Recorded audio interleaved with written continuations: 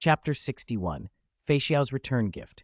Soon, you won't have to wait long, oh. Huanlong chuckled softly, her voice once again carrying that unfathomable, alluring charm. It wasn't blind optimism, but a certainty born of essence. Whether in her near-immortal spirit body, as the ancient sun, or in her current physical body, already fused with the Douluo star's life core, her recovery was absurdly fast. Though the Void Realm's power was troublesome and corrosive, her own destructive force was equally formidable, and she had means to resist it. After a brief rest, she had forcibly expelled most of the void contamination from her body. Once that most dangerous interference was cleared, the vast, terrifying life force within the Golden Tree physical body began to take effect. The Void Realm cracks on her skin were quickly being filled and mended by vigorous emerald life energy. The transparency of her body was recovering. If she had prioritized healing from fatal physical body injuries instead of clearing the void residue, with her current reserves, she could have recovered almost instantly. Xingxiao watched in silence, a faint glint in her cold eyes. What she was calculating was unclear. Crack! An abrupt, piercing shatter sounded like calm ice struck by immense force. The void realm beside Xingxiao burst open like fragile glass, splintering into countless spatial fragments. From the hole shot a long-handled battle axe wreathed in violent gales, its blade flashing a cyan gold cold light. It bore an unstoppable charge and boiling battle intent, aimed straight at Xingxiao. Wherever the axe passed, even the structure of the alternate dimension seemed to tear, leaving a warped trajectory that wouldn't heal for a long time. Hehe, it seems you've stirred up trouble. In that case, deal with it yourself. Huanlong watched with a smirk, offering no help. She was still gravely injured and had no desire to confront the Heaven Strike General, Fei Xiao of Xianzhou, right now. Too risky. Before the words finished, her figure turned into a flicker of ghostly green starlight and melted into the surroundings like a shadow, slipping deep into the turbulent alternate dimension and vanishing. Xingxiao showed no reaction to Huanlong's departure. Her attention was fixed entirely on the battle axe that had ripped through space. Facing such a violent strike, one that could split mountains and cleave seas, her response was simple and direct. She raised her right hand slowly, pale and delicate as jade. At her slender fingertips, a point of profound, inky darkness condensed, a highly compressed kernel of destruction, refined to its utmost. She did not dodge or flash any flashy technique. She met the axe head with a single, understated gesture and extended that fingertip. Boom! Fingertip and blade, two utterly disproportionate forces, collided with a thunderous crash. The expected eruption of energy did not happen. Instead, a silent, terrifying ripple of destruction, pure, annihilating force mixed with violent wind, radiated from the impact and spread outward. Wherever it passed, space itself twisted and convulsed like water struck by a stone. The alternate dimension that Xingxiao had personally opened, supposed to be incredibly stable, now felt like paper, torn into countless black fissures by the clash. Chaotic void realm energy poured in, hissing. The long-handled battle axe, still driving forward on a gale, recoiled and its haft landed exactly into a waiting hand. Space tore like a curtain, opening a larger gap. Through it broke an extraordinary, massive fox-shaped celestial horse, Wei Ling Fei Huang, its proud head and four hooves streaming with raging wind power. Atop it stood a woman like a pine in stature, the battle axe resting on her shoulder. General of the Heaven Strike, Fei Xiao of the Xianzhou Yaoqing. I finally got you, Xingxiao. Fei Xiao's lips curved into a wild, unrestrained smile, as if the person before her were an old friend rather than an enemy. It's rude not to return a favor. I remember your hospitality well. Consider this my return gift. Her tone was relaxed, almost playful, as if she'd forgotten the earlier ambush that had nearly taken her out. Only the burning battle intent in her eyes betrayed how serious she was. Xingxiao remained silent. She was not surprised Fei Xiao had found her. The previous ambush had not been completely successful. Given Fei Xiao's nature, someone who only grew stronger through combat, it was inevitable she would come looking for a reckoning.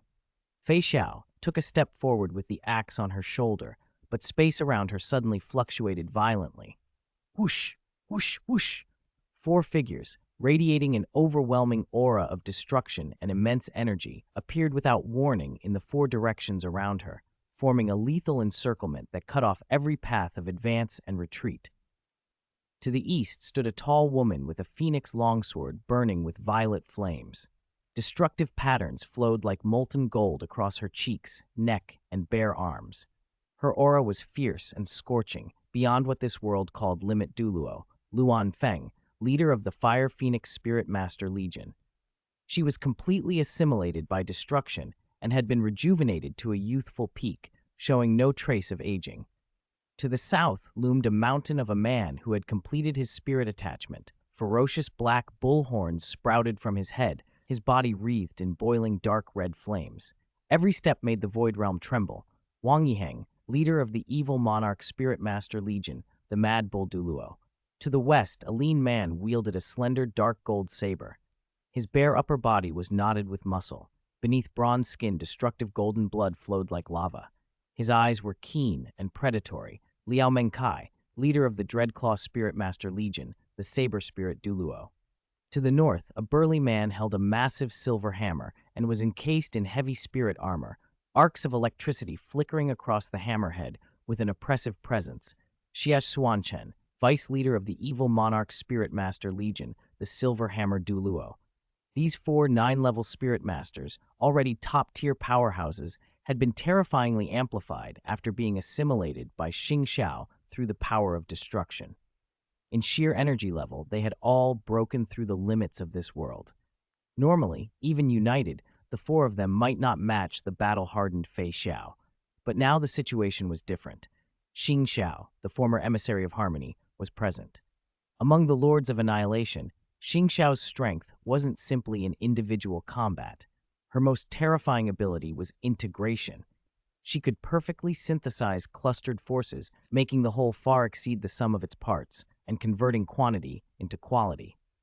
This was why the destruction star god Nanook often sent her as a vanguard. She could maximize destructive tides. Xing Xiao didn't need to move. Her invisible harmony field had already expanded.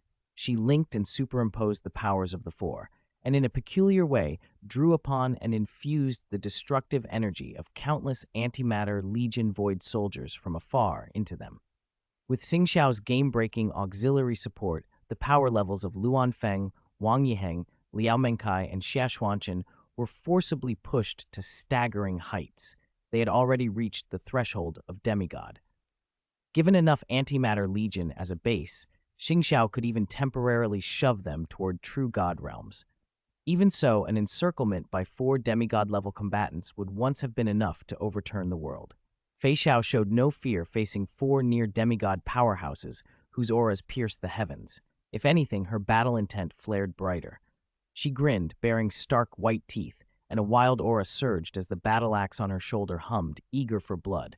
"Humph, what an overly enthusiastic welcome," she said, laughing heartily.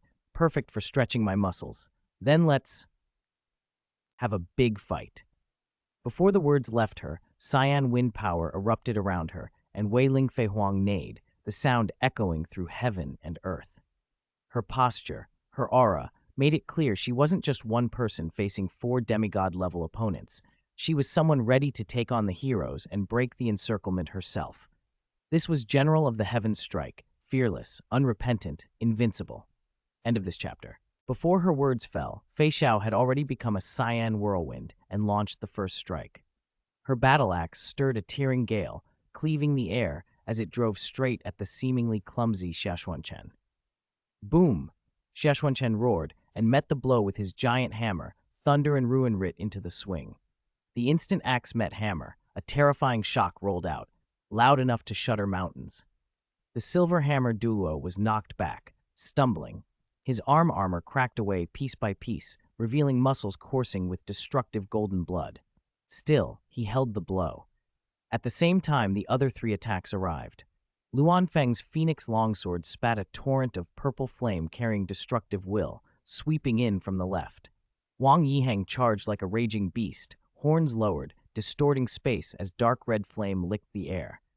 Liao Mengkai moved like a shadow, his long saber striking silently toward Fei Xiao's back, the blade's edge carving faint black lines through the void. Facing 4 demigods in full, coordinated assault, Fei Xiao did not dodge. Her battle intent flared brighter than ever, She shouted once, and the Wei Ling Fei Huang answered with a world-shaking cry. A vast wind power exploded from her, forming a cyan tornado from heaven to earth. Boom, swordlight, flame, and saber chi smashed into the whirlwind, erupting in continuous scorched detonations. The entire alternate space trembled. Its borders began to peel away, revealing the chaotic void beyond. Fei Xiao danced at the tornado's heart, each swing brutal and direct. With every arc of the axe, she also birthed focused wind spears, suppressing the combined might of 4 demigods by herself. Her style was grand and ruthless, the iron-blooded bearing of a seasoned general who used offense as defense. She forced the attackers onto their heels. Luan Feng's flames were scattered by the cyclone. Wang Yiheng's high-temperature spirit tool rays were split in two by a casual axe swing. Liao Menkai's razor slashes were narrowly parried or dodged. Xia Xuanchen tried another crushing blow, but Fei Xiao slammed the back of her axe against his hammerhead. The force split his tiger's mouth open and nearly tore the hammer from his grip. Not even close. "Is this all you've got?" she taunted. Fei Xiao grew livelier with every clash. Her axe hummed with ferocity. She swept the four aside with a single motion and laughed wildly through the turbulent space. "Try harder." Xingxiao, who had watched silently, let a cold glint flash across her eyes. She lifted a hand, drawing together deeper, destructive energies at her fingertips, preparing to personally intervene and land a decisive strike against Fei Xiao. But fate intervened first. The unrestrained collision between Fei Xiao and the 4 demigods had already overloaded the alternate space. On top of that, Xing Xiao, feeding the 4 with power, had been draining the Void Soldiers, causing her own aura to pulse with energies far beyond the world's tolerance. Crack, rumble, the space could not hold. Like a shattered mirror, it collapsed. The world spun. Everyone's footing vanished as the surrounding scenery shattered and reformed. Cold starlight and twisted void dissolved, replaced by a gloomy sky and the boundless, death-silent ruins of Mingdu below. Broken spirit tool towers, toppled palaces, yawning craters. They had been ejected from the alternate space back into the Douluo primary plane, materializing directly above the Mingdu ruins. No sooner had they appeared than an invisible, immense pressure, an instinctive rejection from the Douluo plane itself, swept in from every corner, bearing down on Xing Xiao and Fei Xiao. It was not the will of any being, but the Douluo star's reflexive repulsion against anomalies that threatened its existence. Both Xing Xiao and Fei Xiao had long surpassed the plane's comfortable limits. Fei Xiao had kept herself reined in before, which had allowed her to avoid triggering the plane's backlash. But the scale of her fight with 4 empowered demigods had pushed her power beyond the threshold, and the plane struck back. Against Huanlong and Yellow Springs, the plane's will could only tremble. Against Xing Xiao and Fei Xiao, who had not yet ascended to true godhood, it rose in force. The sky blackened as if stained with ink. Dark clouds billowed like boiling water, while thick, ominous thunder dragons of deep purple and red flashed through them, roaring as if the heavens themselves were enraged and ready to mete out divine punishment. The air thickened, the spatial fabric solidified and tightened. Fei Xiao's face, still bright with battle intent, pinched slightly. She could feel it. Her physical body, tempered 1,000 times and trained beyond human extremes, now moved as though shackled by iron chains. Every breath, every circulation of qi and blood, every attempt to call on the boundless power within felt like fighting the world itself. An omnipresent suppression pushed back from the plane. If she forced her full strength out, she risked drawing the plane's fiercest retribution. She might not even overturn Xing Xiao before she herself was punished most severely. The long-handled axe in her grip thrummed in protest, and the phantom Wei Ling Fei Huang around her flickered under the invisible field. Xing Xiao felt the same crushing pressure. Her face remained expressionless, but the devouring, abyssal, destructive aura around her retreated fractionally. The light in her cold eyes darted as she recalculated the costs of different power levels under such constraints. The 4 demigod-level spirit tool masters, fueled by Xing Xiao, were less affected. Their power originated from her, but their bodies and souls remained part of the plane. They hadn't exceeded its limits, so they didn't trigger the terrifying backlash. Seeing Fei Xiao constrained, a hungry red flashed in their eyes, and they attacked again. "Haha, This little restraint won't trap me, Fei Xiao, one jeered. Fei Xiao only laughed. Encircled by 4 demigods and pressed by the plane, she did not back down. Her gaze grew wilder. Her left hand still held the heavy axe, but now in her right appeared a peculiar spear blade, long and slender, able to thrust like a spear and slash like a saber. Dominance with the axe, agility with the spear, she would fight with weaponry in both hands. The heavy axe, tearing wind riding the blade, struck straight and brutal at Szechuanchen and Wang Yiheng. No flourish, only overwhelming speed and force. Where the axe passed, space itself groaned, and for an instant the plane's suppression seemed to part under pure might. Boom! Hammer met axe again. Szechuanchen felt a force he could not resist. His tiger's mouth split open, and the silver hammer flew from his hand. Wang Yiheng was blasted away, the flames about his body flickering as he was hurled thousands of meters. Meanwhile, the spear blade in Fei Xiao's right hand seemed to wake. Her wrist flicked, the blade thrust with dizzying speed, shattering Luan Feng's fiery phoenix, and then deftly parrying Liao Mengkai's lethal saber edge. Collisions rang like sudden rain on banana leaves, rapid, crisp. Her style was bold, yet exquisitely precise. Beneath the heavy axe thudded the unmatched courage of a seasoned general. In the flying spear blade flashed the mastery of countless weapons, moves distilled into lethal perfection. 18 weapons seemed to be one under her hands. Every motion could kill. More terrifying still was her body. Scorches and residual saber ki occasionally licked exposed flesh, but they left only faint white marks. They could not even make her stagger. Her body itself had become the most formidable weapon. Under the plane's pressure and the demigod's encirclement, Fei Xiao struck more than she defended and grew stronger with each clash. Her axe and spear braided into a storm of death, holding the 4 down. The dark red thunderstorm above rolled fiercer.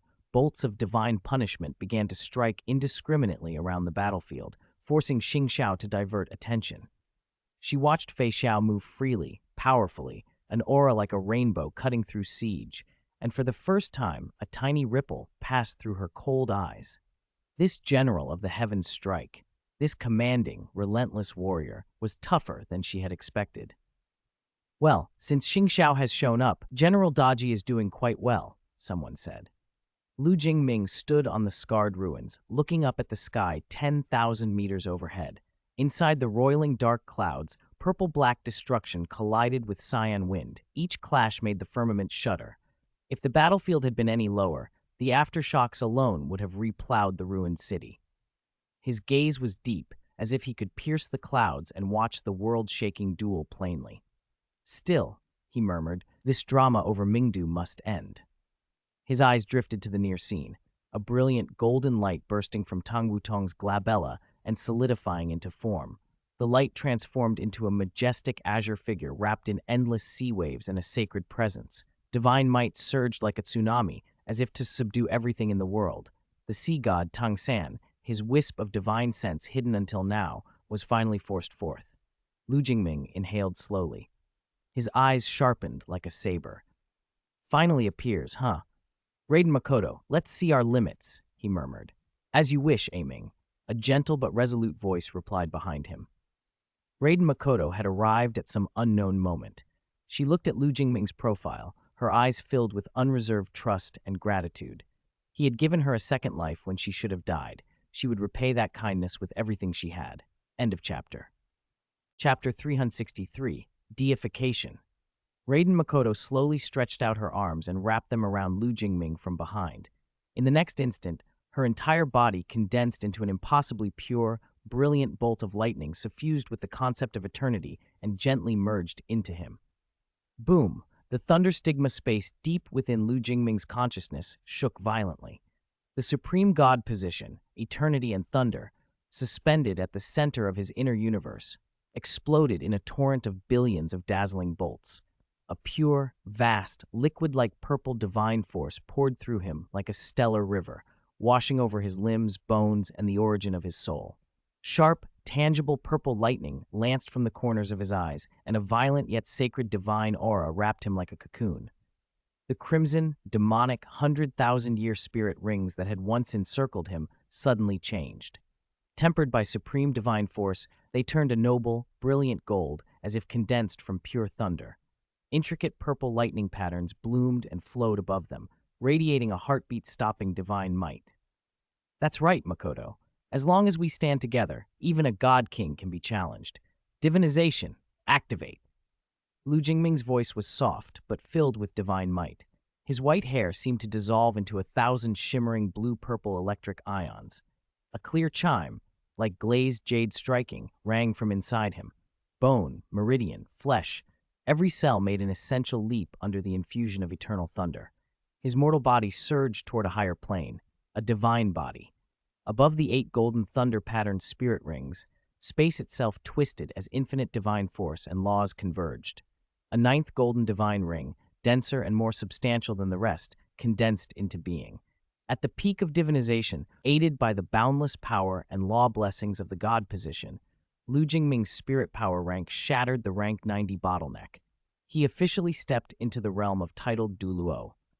But it did not stop there. In his divinized hand, the black abyss white flower silently appeared. The dark power of death and the destructive divine force of eternal thunder began a perilous fusion within him. The blue-purple lightning around him took on deep black and ominous red tones, finally coalescing into a black-red storm that seemed to devour light itself. His aura of destruction surged to terrifying heights. The Holy Grail War had poured vast energies into the Douluo star. The Grail, as an energy nexus, had driven the slow evolution of the whole plane. As the instigator of the war, Lu Jingming had received the deepest feedback from Douluo Star's will. That was a key reason his god position could condense so quickly. Under the god position's blessing, he, a spirit Douluo, could forcibly trigger a temporary divinization and taste the power of a divine body and divine sense ahead of time. Lu Jingming knew this elevation was temporary, an artificial sublimation granted by the god position. His true cultivation had only just broken into rank 90. Still, under the extreme amplification of divinization, the second soul core, something titled Douluo often needed long years and massive spirit power to form, came into being with astonishing ease. The vast divine force became his obedient instrument, fashioning a second soul core in his dantian almost instantly. This new soul core was the polar opposite of his original one, and yet complemented it perfectly. Without friction, he achieved the supreme state of yin and yang complementary twin soul cores, the dream and prison of countless titled Douluo. The two cores, embodying creation and death, rotated in opposite directions. Instead of tearing each other apart, they created a powerful central gravity, allowing two forces of the same origin but different natures to merge and produce a terrifying qualitative power far beyond their simple sum. In the faint center between the swirling cores, 2 sacred figures stood out, Greater Lord Rakatavata and Raiden Makoto. Using their status and soul power as anchors, they guided Lu Jingming in harmonizing and controlling the two forces. What would have shattered or exploded other Super Douluo became docile within him. A titled Douluo with complementary twin soul cores, combined with a forced divinization under a god-king level god position of eternity and thunder, surging power flooded every fiber of his being. Lu Jingming clenched his fists and felt might that could crush worlds and summon heavenly punishment with thought alone. Confidence rose in him until reason pushed back. This state was borrowed and dangerous. His mortal foundation could not endure the backlash for long. In the heightened divine state, his consciousness was being scoured, assimilated, left unchecked. The human in him might be swallowed by the cold, absolute rationality of divinity. Divinization had to be a sharp blade for slaying gods, not a permanent posture before truly ascending to a god position. Black-red lightning flickered in his eyes as he looked toward the sea-blue sacred figure. Battle intent spilled from him like a palpable force. After divinization, Lu Jingming no longer resembled his former self. His white hair had vanished, replaced by dancing clusters of ionic hair woven from pure destructive thunder, tiny black-red sparks erupting from their tips. His features were refined, as if carved by a divine craftsman. His skin was jade white with the destructive thunder flowing beneath. He grew several inches taller, and a magnificent set of battle armor formed naturally over him. Dark purple and neither metal nor jade, the armor seemed made of solidified thunder laced with shadows. Black-red lightning ran across its surface like living veins. A large rhombus gem, throbbing with black-red lightning, sat at the breastplate's center like an eternal thunder core. Sharp lightning spikes jutted from the joints. Behind him, a gigantic divine ring of black-red thunder rotated slowly. Within its circumference, countless worlds rose and fell amid the storm. This was the strongest form he could command now. Through soul fusion with Raiden Makoto, he forcibly bore a god-position's power in a mortal body and pushed himself briefly into the divine domain. He felt the continent-shattering force coursing through every inch of his divine body, and the strain it placed on his mortal foundation. Yet he did not flinch. He wanted to test himself against even a wisp of sea god Tangsan's divine sense clone in this form. It was a once-in-a-lifetime trial. Victory or defeat mattered less than the experience. Clashing with a god-king-level presence would lay the groundwork for his future climb to a god throne. Besides, he was not alone. Jing Liu was ready, Gu Yena was on her way, and two more, Yellow Springs and Herta, had yet to reveal themselves. Lu Jingming's lips curved into a faint smile. With so many people at his back, he was not afraid of setbacks. If he could not finish it, he would call for backup. Herta liked calling for backup. Lu Jingming smiled inwardly. He was no different. In that regard, they were like birds of a feather. On the other side, when the familiar golden blue light containing the depth and warmth of the endless ocean surged from her brow and condensed into that majestic, benevolent figure in the air, Tang Wutong froze. Her mind blanked. Astonishment was quickly overtaken by an explosion of joy and grief, like a dam finally breaking. "Dad! Daddy!" she cried, voice trembling with disbelief. Tears she had held back for so long spilled down in big, pearl-like drops. Her face, pale from battle, injury, and the fall of the Titan, flushed with a mixture of relief and pain. The helplessness and sorrow she had carried for so long poured out. Tears cut clear tracks through the dust on her cheeks. Her stubbornness dissolved. In front of her closest kin, she became the little Chi who could be indulged and protected. She wanted to rush into his arms, but lingering divine force fluctuations and utter exhaustion tripped her, and she stumbled, nearly collapsing. "Daddy, it's really you. You came. You finally came." Her words choked with sobs, full of the dependence and grief of someone who had survived a catastrophe. They bullied me. They killed second uncle. They even tried to kill me. They... Her throat closed on the rest. Overwhelmed by sorrow and fear, her words collapsed into raw wails. The image of the Titan giant Aper Ming's death flashed before her, twisting the knife in her heart. She sobbed and trembled, unable to stop the flood of pain. Chapter 364, 8 Thunder, Forbidden. The sea blue figure, the incarnation of sea god Tangsan's divine sense, turned slowly. When his majestic gaze fell on his daughter's tear-streaked, disheveled face, it instantly filled with indescribable grief, pity, and towering fury. He reached out, and a gentle yet vast divine force, like the softest ocean swell, cradled the staggering Tang Wutong and drew her to his side. Warm, golden blue sea god's light wrapped her like the safest harbor, shielding her from every storm. "Xiaoqi, my precious daughter."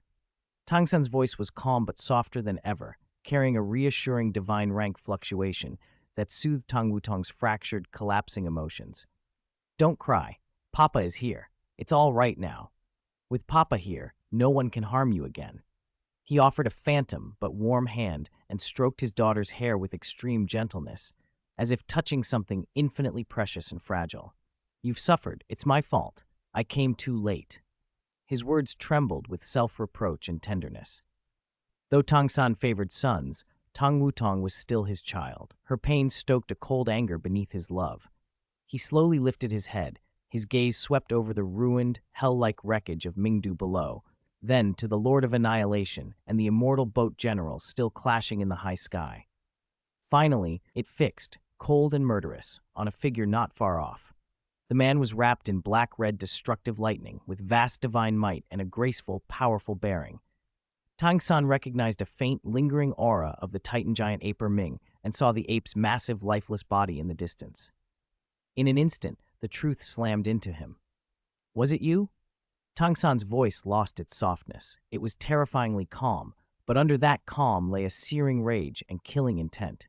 "You killed Ming and humiliated my daughter. Whoever you are, whatever opportunity or power you claim, Today you will pay with the annihilation of both body and divine soul." As he gathered his divine force to obliterate this audacious ant, his gaze suddenly froze. He stared at the surging, shockingly high-grade black-red divine force around Lu Jingming and at the slowly rotating black-red lightning ring behind him.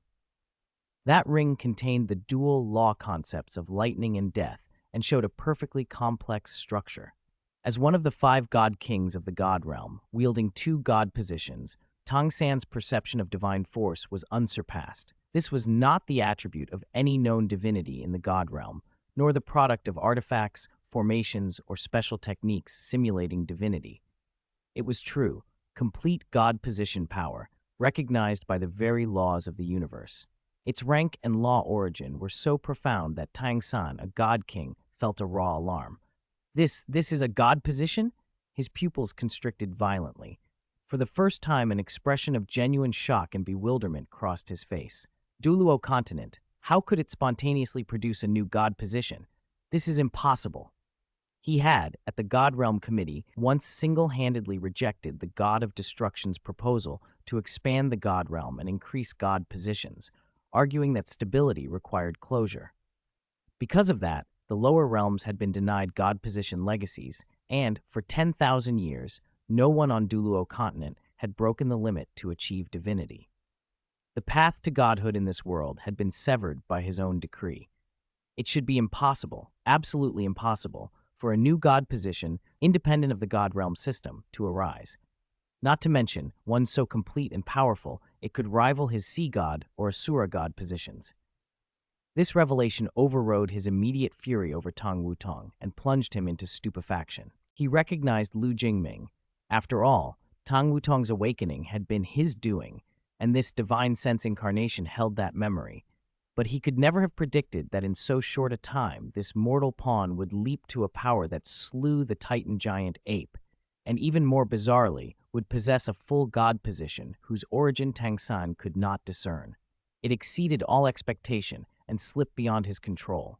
Shock quickly hardened into cold killing intent.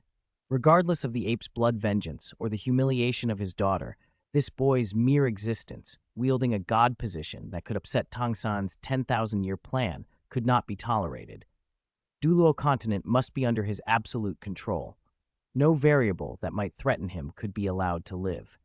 Lu Jingming must die. Lu Jingming naturally felt the undisguised killing intent from Tang San's divine sense incarnation. He did not flinch. If anything, he felt it was to be expected. He had always regarded this aloof sea god and the asura god as his imagined enemy, the ultimate obstacle.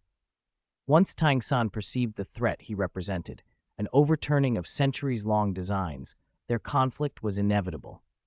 The core clash between them concerned the future governance of the Douluo Continent. Their positions were fundamentally opposed, with no halfway reconciliation possible unless one side submitted completely. Lu Jingming understood Tang San's temperament and ambition too well to hope for peaceful coexistence. Submission simply wasn't in Tang San's nature. At first, Tang San had misjudged Lu Jingming, thinking him another child of fate, like Huo Yuhao, whose luck might be harnessed and made subordinate.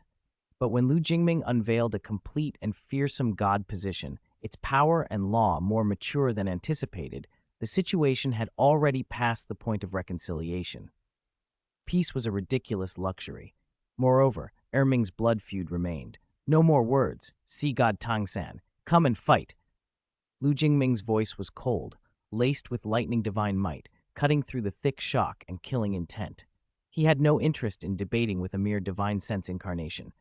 Even Tang San's true body, Lu Jingming had calculated, was in a sorry state. The clone was at most a whetstone to test and temper his newly acquired divine force and to verify the strength of his god position. 1,000 birds cry, mad thunder weeps, when the white night dawns, the battle's blood never ends. The chant became law. Instantly, the black-red destructive lightning around Lu Jingming boiled, billions of tiny bolts rising like a screaming flock of lightning birds, a piercing rhythm that made space itself hum. He streaked forward as a dazzling flash of dark red lightning, moving so fast it seemed to tear through time. Wherever he passed, space split with long black cracks that took time to close, carrying a terrifying, unyielding aura. He led the first attack against the sea blue divinity. Sea god Tang San's brows knitted, not at the strike itself, but because before Lu Jingming's divine force fully erupted, he had detected a faint, startlingly familiar aura in the distance that made his divine soul tremble, an aura very much like Xiao Wu's. But there was no time to investigate. The dark red destructive lightning was already upon him, and its law carried an absolute concept of all things returning to nothingness, pure and overbearing enough to threaten even his divine sense incarnation. Tang San forced aside the distracting thought. He snorted. The arrogance of the God King in him refused to accept a newly risen god as any real threat, but tactically he would not underestimate him. The power of an ant dares to shake the heavens? Boundless sea. Golden light flashed in his hand like endless phantom tides. Vast divine force condensed into tangible sea god's light, coalescing into towering waves meant to annihilate Lu Jingming's lightning. Divine battle erupted. Lu Jingming's strike met Tang San's barrier. The sea god had raised a vast sea body protection barrier, an illusion of an infinite azure ocean, thick and boundless. It was not ordinary water, but a defensive wall forged from highly compressed sea god divine force, embodying the sea god law of ultimate softness, resilience, and dissolution. The dark red destructive lightning crashed into it with a boom that sent a shockwave rippling through space, tearing more black cracks and crushing debris of the Mingdu ruins below. The strike that could fell an ordinary divine officer was blocked steady as a rock by that gentle-seeming wall. The black-red lightning hissed and eroded the blue defense, but could not advance an inch. "Is that all?" Tang San's voice was detached, tinged with a god king's scorn. "You hold a god position, but you misuse divine force. It's crude and intolerable." Before he finished, Lu Jingming retreated a pace, using the collision's force to hover midair. The lightning around him didn't wane. It reflowed in ever more intricate, profound trajectories. Crude, his lightning-formed hair whipped wildly. Mockery flashed in his eyes as the destructive lightning converged toward him like a summoned storm. The massive black-red lightning ring flared, radiating boundless light. "Eight thunders absolute," Lu Jingming intoned, his voice imbued with divine might. This profound truth of lightning, mimicking forces from another world and driven by his god position, finally revealed itself. First absolute, thunder roar. He did not speak so much as unleash a condensed, pitch-black thunder sound wave like the roar of a great beast. The sonic thunder cannon ignored spatial obstruction and cut through Tang San's vast sea body protection barrier to strike at his divine sense origin. Tang San's divine sense incarnation trembled. He had not expected an attack that could reach his divine sense so directly. Second absolute, shocking thunder palm. Lu Jingming's right palm struck. A colossal palm-shaped lightning imprint formed from billions of writhing black-red electric snakes, within which infinite lightning prisons were born and extinguished. The palm slammed toward Tang San, swallowing and warping even light itself. Tang San pointed a finger and shot a condensed golden trident phantom out. It collided with the shocking thunder palm, and both erupted in blinding light. Third absolute, violent thunder shuttle. Lu Jingming pulled his hands apart, and a hail of dark red thunder shuttles fell like an iron rain. Each shuttle carried penetration, explosion, and annihilation. Sea God's light swirled into tornadoes, shattering and deflecting most of the shuttles, though a few stragglers penetrated the defense and detonated against his surrounding barrier. They didn't wound him, but made his figure lurch. Fourth absolute, heavenly thunder judgment. The dark red thunderclouds, drawn by planar repulsion, now seemed under Lu Jingming's command. A mountain-thick, black-red-purple heavenly thunder, an executioner's blade of ultimate destruction, fell toward Tang San, dragging a fragment of heaven and earth's might with it. Tang San finally lost composure and raised the sea god trident in both hands. A brilliant golden-blue beam met the heavenly thunder judgment. A titanic explosion rocked the sky, its afterglow temporarily blinding all living beings within hundreds of kilometers. Before the glare faded, Lu Jingming condensed a black-red lightning whip, hundreds of meters long, composed of countless bolts. The whip cracked through space at a tricky angle, bypassed the trident's defense, and lashed at Tang San's flank. Crack! The whip struck with a crisp, terrifying sound. Tang San's divine barrier fluctuated violently, flickering under the whip's law of lightning and death. The force shoved him aside several steps. Though unhurt, being repelled by an ant was an unbearable humiliation. His face darkened, his killing intent nearly materialized. "Very good, you have successfully angered me." Tang San's voice came as cold as 10,000 years of ice. "Then let me show you what divine might is." The phantom sea god trident in his hand flared with unprecedented radiance. Across the Douluo star, every ocean seemed to answer its call, roaring in one thunderous chorus. End of chapter. Chapter 365, Lu Jingming versus Sea God. Tang San. Lu Jingming felt the opponent's pressure swell suddenly and terrifyingly, like the whole sea pressing down on him. Instead of dread, the battle intent in his eyes only sharpened. Tang San had only released 5 of the 8 Thunder Prohibitions. His true kills had yet to come. Forced back by Lu Jingming's spearwork, Tang San's cold face went utterly dark as the majesty and fury of a god king erupted from him. The phantom sea god trident in his hand flared with unprecedented, blinding divine light. The trident itself hummed as if all the oceans of Douluo Star were echoing it, issuing a deafening roar. "Ant, how dare you blaspheme divine might?" Tang San's voice was cold and emotionless, laden with a judgmental majesty. "I will make you remember what it means for a god king to be inviolate, at the cost of your annihilation." "Golden 13 halberds," he shouted, unleashing the sea god's famed divine skill without restraint. Though this was only a divine sense clone and could not wield the full power of his main body's god king level, the will of a god king still made it earth-shaking. Unfixed storm, the trident traced an arcane trajectory. Golden blue halos rippled out like an endless tide and instantly enveloped Lu Jingming. The halberd strike was not merely an attack, but a control technique, able to ensnare divinities, lock souls, calm storms, and render opponents utterly immobile. Lu Jingming felt the space around him harden. The rushing thunder slowed, and his motions lagged. "Black abyss, wither!"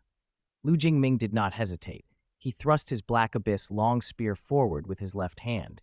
The extreme black light at its tip bloomed into a spinning miniature black hole that ravenously devoured and dissected the golden blue restraining halos. The power of withering and death clashed with the sea god's control, producing a grating, tearing sound. 1,000 years of emptiness. Tang San's second halberd strike followed in the gap.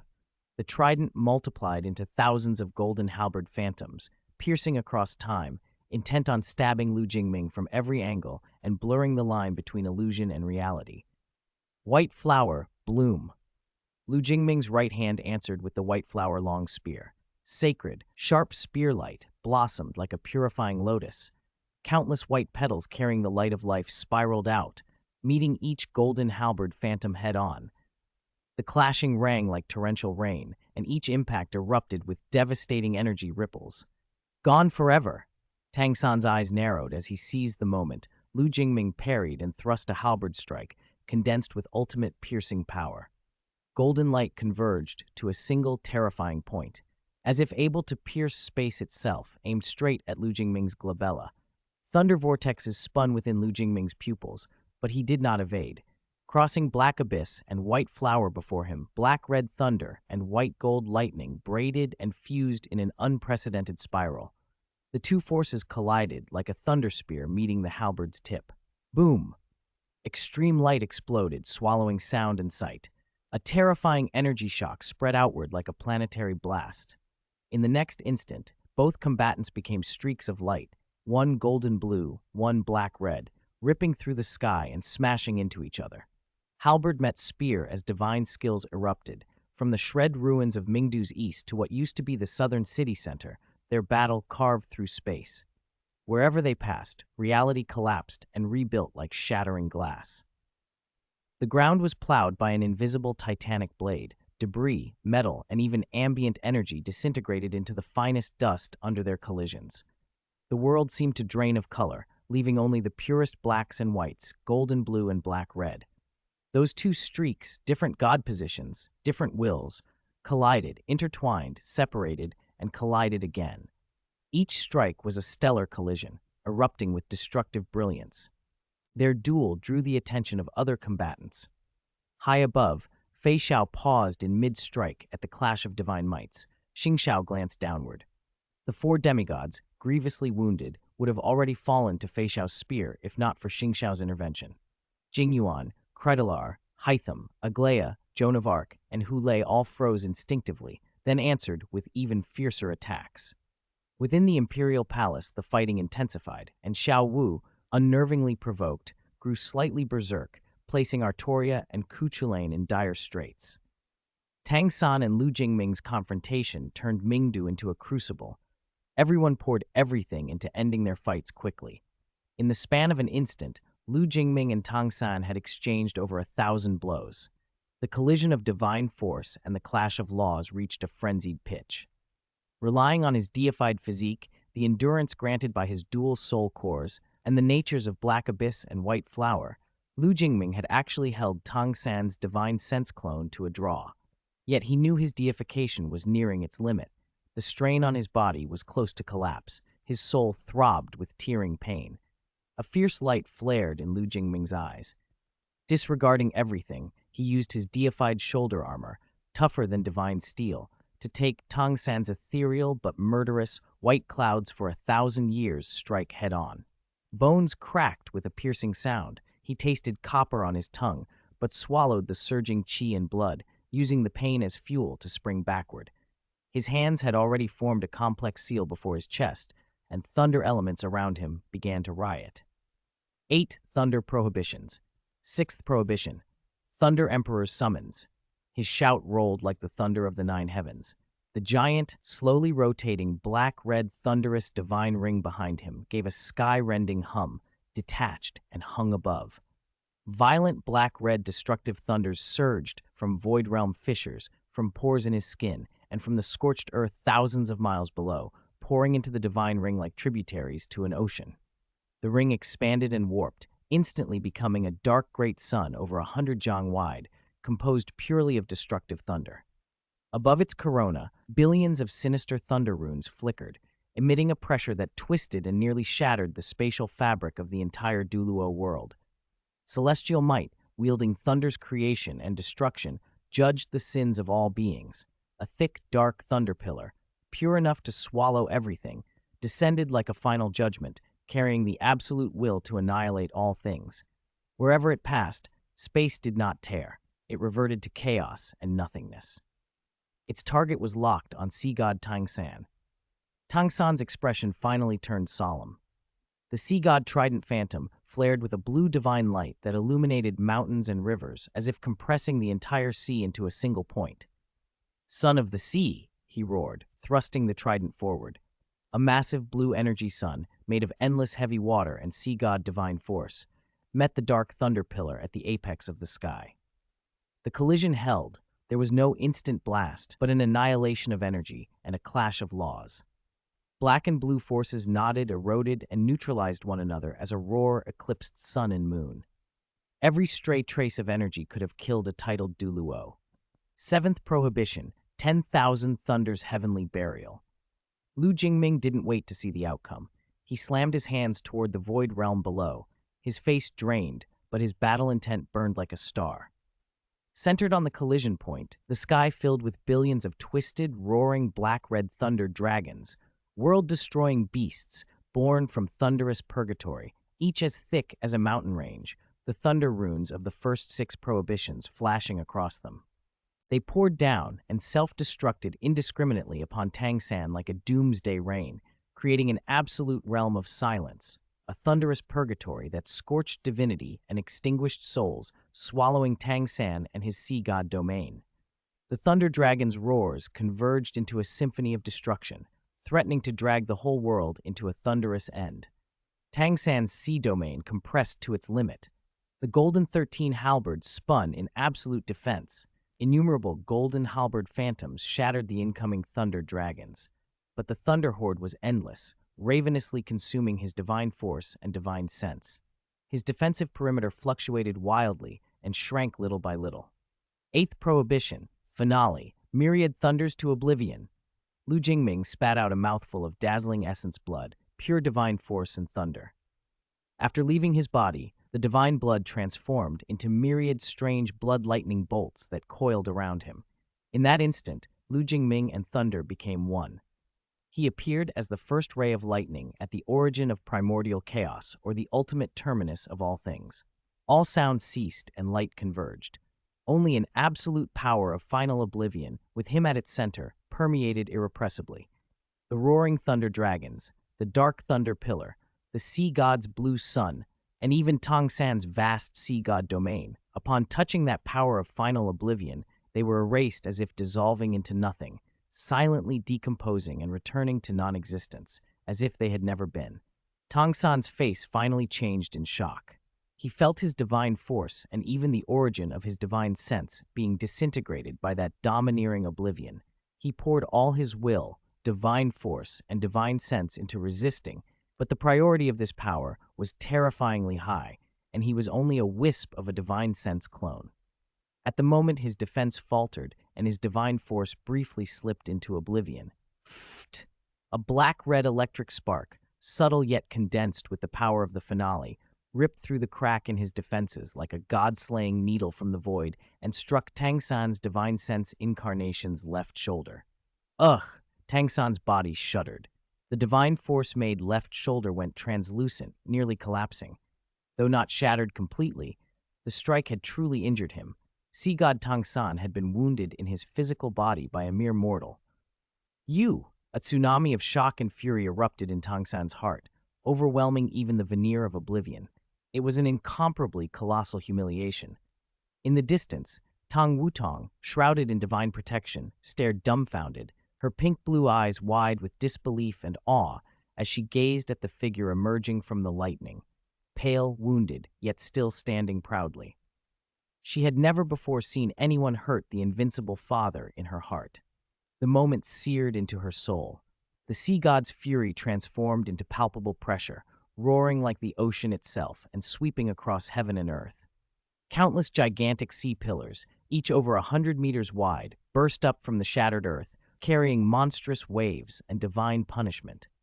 The ruined southern Mingdu became a surging sea of retribution. Gales howled and torrential rain fell like waterfalls. The weather itself was forced to change. Dark clouds brooded and electric snakes writhed in the heavens, yet even they trembled before the sea god's wrath. Even as a divine sense clone, Tangsan's will could control the laws of a region like a god king. Above the battlefield, waterspouts drew in vast seas, converging into a colossal giant over several thousand meters tall, half submerged in the clouds, a sea god giant. It condensed from deep ocean power and dazzling divine light. Its features were indistinct but ancient and majestic. Each breath stirred hurricanes and tsunamis, and its shadow nearly covered the ruined city. Ant, you have chosen your own path to death. Tongsan's low, godlike growl shook the clouds and exploded like billions of thunderbolts. The sound wave radiated for thousands of kilometers. Even civilians of the Sun Moon Empire, hundreds of miles away, saw that titanic shadow and felt the world tilt as if the end were nigh. Facing the sky-obscuring sea god giant, Lu Jingming's expression was solemn. Pain laced his body and mental pressure weighed on him. He knew his deification would end soon. He had barely managed to wound Tangsan's divine sense clone, already an astonishing feat. After all, it was a god king's divine sense clone linked to Tang Wutong and carried the force comparable to a second-rank divinity's main body. Without the world's suppression, Lu Jingming, newly broken into titled Douluo and only briefly deified by borrowing a god position and Raiden Makoto, might never have succeeded in drawing blood from sea god Tangsan. This alone was enough to immortalize him, the finale Douluo who made a divinity bleed with a mortal body.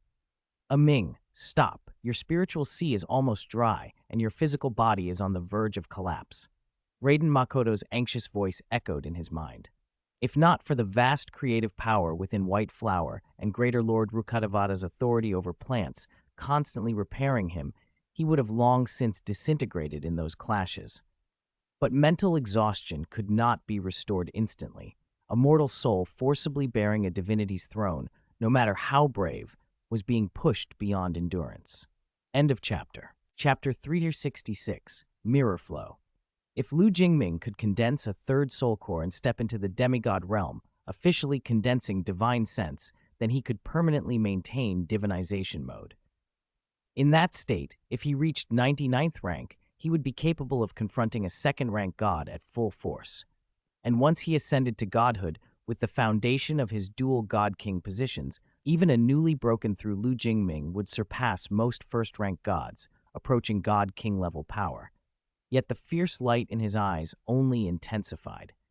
Facing the sea god's titanic fist, carrying the weight of an ocean and aiming to crush heaven and earth, Lu Jingming felt death brush against him like a blade, and deeper still, a battle intent that flared to its extreme. His divinization had reached its limit. His body and soul screamed under the strain, but he had to land this final strike. "In that case, let our sea god see the pinnacle of skill," he roared. He clasped his hands before his chest. The black abyss white flower twin arms of lightning congealed into two streaks, one black, one white, and were forced back into his body.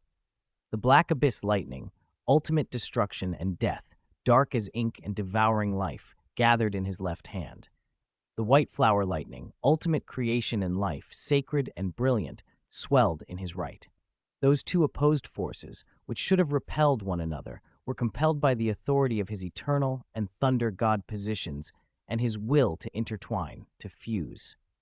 Heaven's prohibition, earth's desolation, 8 thunders converge, divine thunder absolute, he chanted the true name of the final form of the 8 thunder prohibitions.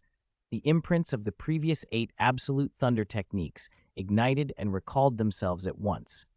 From every direction came 8 distinct thunder essences: the piercing sharpness of Ming thunder, the dominance of Jing thunder, the frenzy of Bao thunder, the majesty of heaven thunder, the uncanny craft of the thunder whip, the judgment of the thunder emperor, the vastness of 10,000 thunders, and the nihility of return to silence. Those thunder meanings and vast energies poured into the rapidly spinning, unstable chaos thunderball at his chest. Boom! The world dimmed. Sound and light were swallowed as if muted. All energy was being devoured by that fist-sized orb. Along its surface, black and white electric snakes writhed, sometimes expanding like a star, sometimes contracting to a mustard seed. Contradictory, terrifying power that could reduce all things to nothing and yet set the seeds of rebirth. Even the world's repulsion seemed stilled by it. Far above, Fei Shanghao, locked in battle, froze in mid-strike, staring down in shock. Jingyuan repelled Hytham with a single blow, brows knit. Krydalar, Aglaia, and others felt a sudden surge of crisis. Impossible! Tang San's sea giant, guided by his will, bellowed like thunder. From that thunderball emanated a dread that threatened the giant's divine sense itself. Without hesitation, the behemoth's colossal fist, condensed with the ocean's weight and God-King wrath, shattered space like a collapsing mountain and slammed toward Lu Jingming. Go! Divine blood laced with lightning seeped from Lu Jingming's 7 orifices. He poured his last shred of power and burning will into the Chaos Thunderball and thrust it outward. The orb shot forward, silent, deceptively slow, but crossing space in an instant, and struck the heaven and earth crushing fist mid-air. Time seemed to stop. Then, without the expected thunderous explosion, light and darkness erupted together, ultimate white and absolute black, silent yet all-consuming. The black and white lightning, like a cosmic singularity or the final fate of all things, swallowed the sea giant's fist, then raced up its arm and into its torso. The enormous being made of seawater and divine force melted under this dual law thunder, disintegrating like ice beneath a sun, breaking into primitive particles and returning to void. The black and white lightning was unstoppable. It surged on, engulfing the giant completely, then vaulted toward the divine sense incarnation of Tang San behind it. What? Tang San's pupils narrowed. He whipped out the sea god trident's phantasm to stop it. This time there was a deafening crash. Golden blue sea god force met the black and white ultimate thunder, and they annihilated each other. Tang San's divine sense incarnation shuddered, his divine light dimmed to near extinction. A muffled groan escaped him as he was hurled backwards, the wound on his left shoulder bleeding divine force faster than before. He was repelled again, worse off than prior. But Lu Jingming, having spent his last reserves on that blow, suddenly felt the divine might around him ebb like a tide. The black and red thunder ring collapsed and faded, his majestic battle armor vanished, his hair lost its shimmer, his body pitched down from the sky like a kite cut loose. Divinization had timed out. Extreme weakness and soul-rending pain engulfed him. "Aunt, it's over." Tang San forced his body to steady. Though grievously injured and drained, his killing intent had congealed. He would not allow such a loose end in the world. Gathering his remaining divine force, he raised the sea god trident once more, condensing an extraordinarily dense golden blue beam, enough to kill a true god, and prepared to strike the falling Lu Jingming. At that moment, a voice clear and cold as ancient ice, yet sharp enough to cut time, echoed in Tang San's ears from the depths of the Nine Nether. "My disciple, how dare you touch him?" Before the sentence finished, a pale sword light, as if able to sever karma and freeze time, blinked into being between Tang San and Lu Jingming. Tang San's condensed golden blue fatal beam collided with that slender pale light and shattered inch by inch like glass, scattering into primitive motes. A figure silently appeared beneath Lu Jingming and caught his falling body with gentle steadiness. Silver-white hair flowed like an ice waterfall. She radiated solitary cold and aloofness, as if she stood outside the laws of the world. The long sword in her hand seemed carved from 10,000 years of frost. Its edge carried a chill that sent shivers through a god-king's divine sense, capable of freezing thought. Jinglu lifted her head slowly. Her eyes, no longer veiled, were blood-red, two cold burning stars that pierced the void. She looked at Tang San, whose expression had shifted drastically. Her gaze was pure, cold, without impurity, filled only with lethal sword intent. "Your opponent is me now." Her voice was calm but authoritative. Tang San's divine sense incarnation froze, feeling the threat in that pale sword light and the unfathomable aura emanating from the silver-haired woman, an aura that felt fatal. Shock and anger dissolved into raw terror. Where had these people come from? What had happened in Douluo world? Lu Jingming's face was ashen, his body swaying as if a breeze could topple him.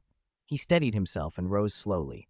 The pain and weakness screamed through him, but a small smile tugged at his lips. The desperate, all-out duel with Tang San's divine sense clone, brief though it had been invaluable.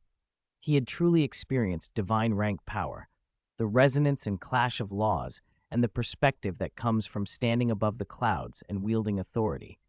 It revolutionized his understanding of his power system, far more than any grueling training or secret manual. He knew forcing divinization with his current foundation was perilous. When it ended, he would be defenseless. Yet he hadn't hesitated because of the solid backing behind him, Jinglu, Herda. Even if he collapsed, these allies would not allow him to be truly harmed. The gamble had paid off. The high-level experience dissipated the fog on his path to godhood. Accumulating spirit power would not be difficult through treasures, world feedback, or even opening black holes for Chaos Chi. The real challenge was comprehending laws and condensing soul cores, especially the third. Having seen a divinity firsthand, the mysteries of the third soul core were no longer hidden. The road ahead seemed clear. Systematic spirit power accumulation would naturally form the third core. Beyond Limit Douluo, spirit power mattered less. Insight into laws, tempering of mental force, and gathering of faith would be decisive. "Teacher, I'm fine," he said hoarsely, yet with deep trust. "He's yours. Send this divine sense clone to annihilation." He had the creative might of the Black Abyss White Flower and life authority from Greater Lord Rukkhadevata to rebuild his body if it collapsed, but his overexertion demanded recovery time. With a slight warp of space, he vanished. Remaining would only distract Jinglu and force her to protect him. Without divinization, even residual shockwaves from a clash of titans could leave him fatally wounded. Jinglu, sensing Lu Jingming had safely departed, let the last ripple in her blood-red eyes fade and replaced it with utter cold and killing intent. She spoke little. Slowly she raised her right hand, pressed her index and middle fingers together into a sword finger, a posture both elegant and meant to sever everything. Hum. An invisible, soul-freezing sword intent soared into the sky. The temperature plunged. Countless ice crystal longswords condensed from ultimate sword intent and the law of ice, appearing from nowhere, filling the firmament until the sun was blotted out. The world felt plunged into an instant ice age. These swords did not fly chaotically. They rotated and converged in a profound trajectory, forming a colossal, slowly spinning wheel of cold blades in the sky. At the wheel's edge, space itself was sliced, frozen, and shattered with an almost audible grinding. Jinglu stood at the very center, silver hair flowing among the sword intent. Her blood-red pupils looked down at Tang San's divine sense incarnation with indifferent focus. No words, no warning, only the deadly silence of billions of ice swords poised to strike, and a winter sword intent that could freeze even gods. She did not attack at once. The giant sword wheel turned slowly as the tips of billions of ice blades subtly adjusted, all locking onto the sea-blue figure below. An extreme cold pervaded the air. The ocean beneath began to freeze visibly, the waves holding in frozen tumult as if time halted. Tang San's divine sense incarnation wore a solemn expression. From that sword wheel and the white-haired woman, he felt a threat purer and more lethal than even the divinized Lu Jingming, a fundamental coldness capable of freezing everything, even divine thought. "Who exactly are you?" Tang San demanded, puzzled. He could tell Jinglu did not hold a god position, yet her strength far exceeded that of an ordinary divinity. While speaking, he frantically mobilized divine force. The sea god Trident's phantom flared, attempting to dispel the invading cold that aimed at his divine soul. Jinglu paid him no heed. To her, Tang San's divine sense clone was nothing but a target. She raised her sword finger and casually drew a line in his direction. "Frost sky, weave." Her voice sounded like ice beads on jade. Instantly, within the sword wheel, tens of thousands of ice blades, like soldiers given an order, hummed in perfect unison. They did not merely thrust outward, they transformed into intertwining, extremely thin but razor-sharp lines of ice law, an invisible net cast from the heavens that enveloped Tang San's space. These ice lines were not physical, they were condensed sword intent and ice law. They sliced through space, froze energy, ignored physical defenses, and entwined Tang San's divine sense incarnation. Tang San roared, and the sea god Trident spun, unleashing a tsunami of golden blue divine force to shred the lines. But when the ice lines touched his divine force, they did not simply break. They sizzled, and the cold propagated backward along his power, rapidly freezing and solidifying it. Light, sound, and flowing divine force slowed. The extreme cold naturally countered his sea god power, forcing him into a dangerous disadvantage. Chapter 367, Stress-Induced Thunder. Vast sea barrier. Tang San had no choice but to contract his divine force to the extreme, forming a thick, continuously rotating azure water sphere shield around himself. The ice lines bit into it, grinding harshly and leaving deep gouges. They did not break through at once, but they were rapidly consuming his divine force, and the pervasive chill still seeped in. Jinglu's crimson eyes were calm, her sword finger shifted again. Ancient mirror reflecting God. The sword wheel turned once more. This time it did not release ice swords or blades, but something stranger and more fundamental, absolute stillness and cold. Centered on her, a domain expanded like a silence that could freeze thought itself. The rain Tang San had stirred in the sky solidified midair into innumerable ice crystals. The frozen waves below crumbled into dust. Space itself seemed to split, revealing countless black, frigid fissures. Tang San watched in horror as the rotation of his vast sea barrier slowed to a crawl, almost stopped. His divine sense sank into a swamp, his thoughts stiffened and dulled. This power was freezing the very concepts of time and motion. Impossible! A tempest roared in Tang San's chest. He burned the origin of his divine sense, trying to break the freezing domain. Sea god true body, all streams converge. He forced forth a colossal sea god phantom, calling the resonance of all the waters on Douluo star. Vast water element power streamed across space into him, trying to tear open the domain that froze everything. For an instant, the azure divine light flared, showing signs of breaking its bonds. Jinglu finally moved. Her previously still figure stirred like a blossom in a mirror, like the moon on water, and then she was no longer at the center of the sword wheel. A faint white afterimage, as if it had crossed space-time, ignored the boiling sea god force and appeared before the brow of Tang San's giant sea god phantom. The ice crystal longsword in her hand was as clear as glass, yet it radiated an extreme chill and a sharpness that could pierce even a divine soul. She made no flashy flourish, she simply slashed once. Flowing shadow, radiant bloom. The sword seemed to condense the desolation of the ages, the ultimate cold, and a sword intent that could cleave the stars. Time, space, light, sound, everything lost meaning before that stroke. Tang San only felt an indescribable, irresistible chill and edge penetrate all his defenses, pierce the sea god phantom, and strike directly at the core origin of that strand of his divine sense. He had no time to react. Crack! A faint sound, like ice shattering, came from the core of his divine sense.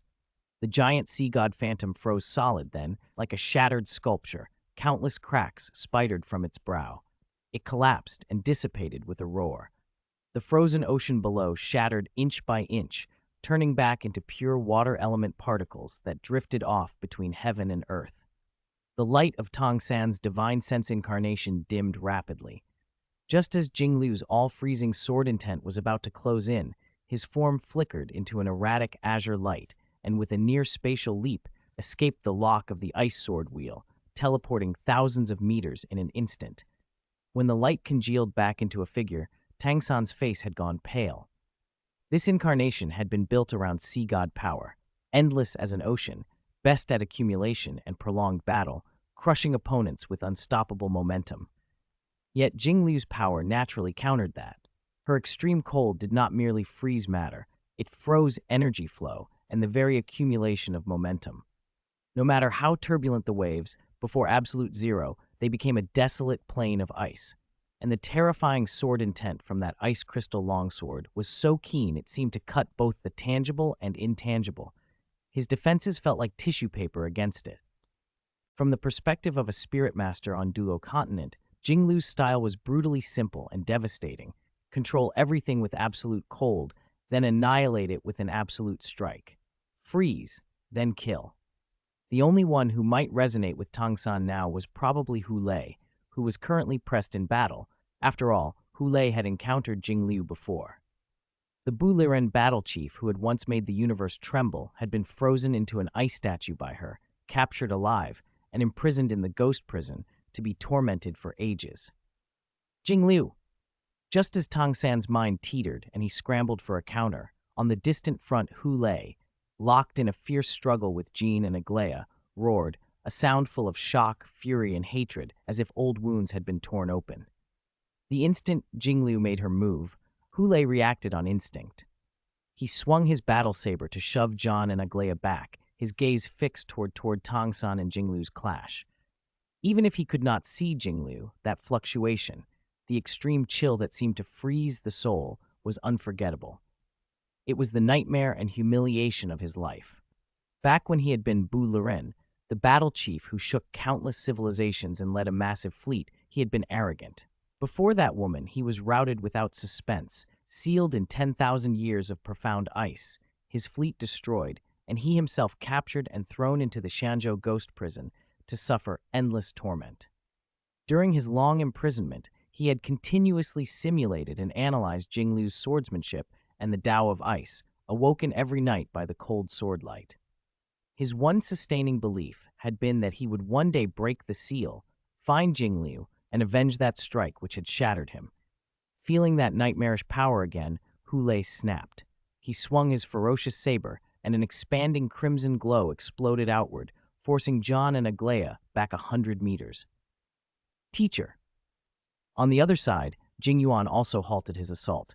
His array saber drooped slightly as he watched Tang San and Jing Liu with an unreadable expression.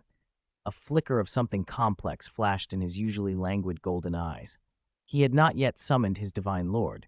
He had been holding back as if weighing something. Hatham and Critalar did not seize the chance either, stunned by the two terrible and utterly different fluctuations in the distance. Compared to the world-shaking duel there, their fight with Jing Yuan seemed like child's play. And even without full exertion, this Xianzhou general's effortless, unfathomable power pressed heavily on them. The title emissary of the hunt was no empty boast. Jing Liu! Hu Lei let loose another earth-shattering roar, hatred drowning reason. He ignored Jean and Aglaia, dropped his stance, and charged. Boom! The ground under his feet could not bear the force. It cracked and collapsed into a yawning pit. Using the recoil, Hu Lei shot forward like a crimson cannonball, tearing through the air and soaring toward Jinglu and Tang San at frightening speed. His killing intent seemed to punch a hole in the sky. Seeing Hu Lei madly rush toward the distant battlefield, the higher-ranking Holy Spirit Church members who had been locked in battle with the Shrek elders went numb. Their offenses faltered. When Jean and Aglaia turned toward them with cold gazes, some elders with weaker nerve nearly cursed aloud. Hu Lei's desertion threatened to drag the church into an abyss of damnation. Retreat. Quickly retreat. Pope Zhongli Wu went pale and almost screamed the order. His Bone Dragon King roared and lunged at Xuanzi's Taoti Divine Ox to temporarily entangle Shrek's strongest. Zhongli Wu became a phantom and shattered through the melee, appearing beside Huo Yuhao, grabbing his shoulder and trying to pull the saint off the field. Today, none of you heretics shall leave. Xuanzi's furious roar shook the heavens. The Taoti Divine Ox glowed a brilliant yellow. Its horns struck like mountains and shoved the Bone Dragon King back, forcing Zhongli Wu to release Huo Yuhao and turn to summon the Death God puppet to resist Xuanzi's assault. Huo Yuhao's face was thunderous.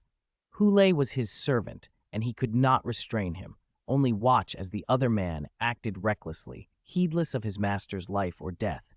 The helplessness gnawed at him with humiliation and fury. Just then, a piercing scream split the battlefield.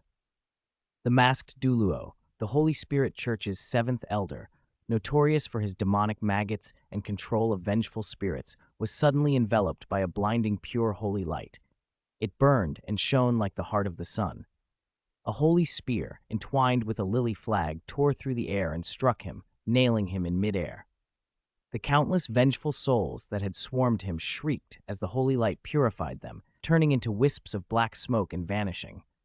Under that merciless flame, the masked Douluo screamed unnatural agony. His body melted like wax, finally dissolving into motes of light and nothing else, not even ash left behind. Evil who toy with souls and profane life, your only end is purification. Jean's beautiful face was icy. The usually merciful holy maiden now burned with rare, resolute killing intent. Facing spirit masters who tormented souls, she gave no mercy. A titled Douluo-level elder had been annihilated in an instant, body and soul erased. Huo Yuhao's hair stood on end. He knew that if he hesitated any longer, the Holy Spirit Church might be wiped out. You forced my hand. Plain gate. Open. A decisive flash crossed Huo Yuhao's eyes. He bit his tongue hard, blood spurting, and formed sealing gestures. He had avoided this trump card. Deep in his spirit sea, a fragment of Electrolux's divine sense lay dormant, and frequently opening the undead demigod plane, risked waking that necromancer saint-magician prematurely. But at this life-or-death moment, he could not care for that. Space convulsed. Irregular black holes laced with death chi and strange holy light tore open above the field. Thump, thump, thump. Heavy, rhythmic hoofbeats rolled like drums from inside. Knights poured out in a tide. Hundreds of figures in rusty but sturdy black armor atop skeletal warhorses whose eyes burned with blue soulfire, death knights. But oddly, faint pure white halos hovered over each of their heads. Sacred aura and death's decay blended together. They ignored Jean's purifying light, even seemed to treat it as nothing, and launched a mass charge toward her. What the hell? Light attributed undead. What is this? Ma Xiaotao cursed, rubbing her eyes in disbelief. Undead should be countered by light. That was a universal rule. The scene upended everything she knew. Behind the Death Knights flapped larger bone dragons, their glazed bones crowned by white halos as they crossed plains. They, too, resisted Jean's holy light. Thousands of mutated undead, together with the remnants of the Holy Spirit Church and the Buliran forces left by Hu Lei, surged like a tide of death to surround Shrek. They paid no heed to losses, charging fanatically, and by sheer numbers, they momentarily checked the powerhouses of the Shrek side. Under the pressure of the undead legions, Jean and Aglaia were forced to divert their attention to protect the weaker students, Ning Tian and Wu Feng among them, which slowed their offensive. Zhongli Wu and the others seized the fleeting opportunity, striking and then retreating, trying to shake off Xuanzi and the rest and slip away from the battlefield. Chase them! Don't let those spirit masters escape! Xuanzi roared. Unwilling to yield, the Shrek Academy fighters erupted with spirit power, their attacks growing more ferocious as they clung to the Holy Spirit Church's main force, as if determined to fight to the death. On the other side, Xiao Wu, who had been locked in fierce combat with Artoria and Ku Chulain, suddenly paused. A distant, grave danger seemed to tug at her heart. Huo Yuhao. Her eyes turned toward Tongsan and Jingliu's battlefield, where a familiar, warm aura made her chest ache with longing. It might be kin from before her amnesia, something she had faint memories of, or it might be her husband, Huo Yuhao, surrounded and in need of help. Conflict flickered across her face, hesitation, yearning. Then she clenched her jaw and made her choice. Yuhao needs me more. Her body flashed with vibrant pink light.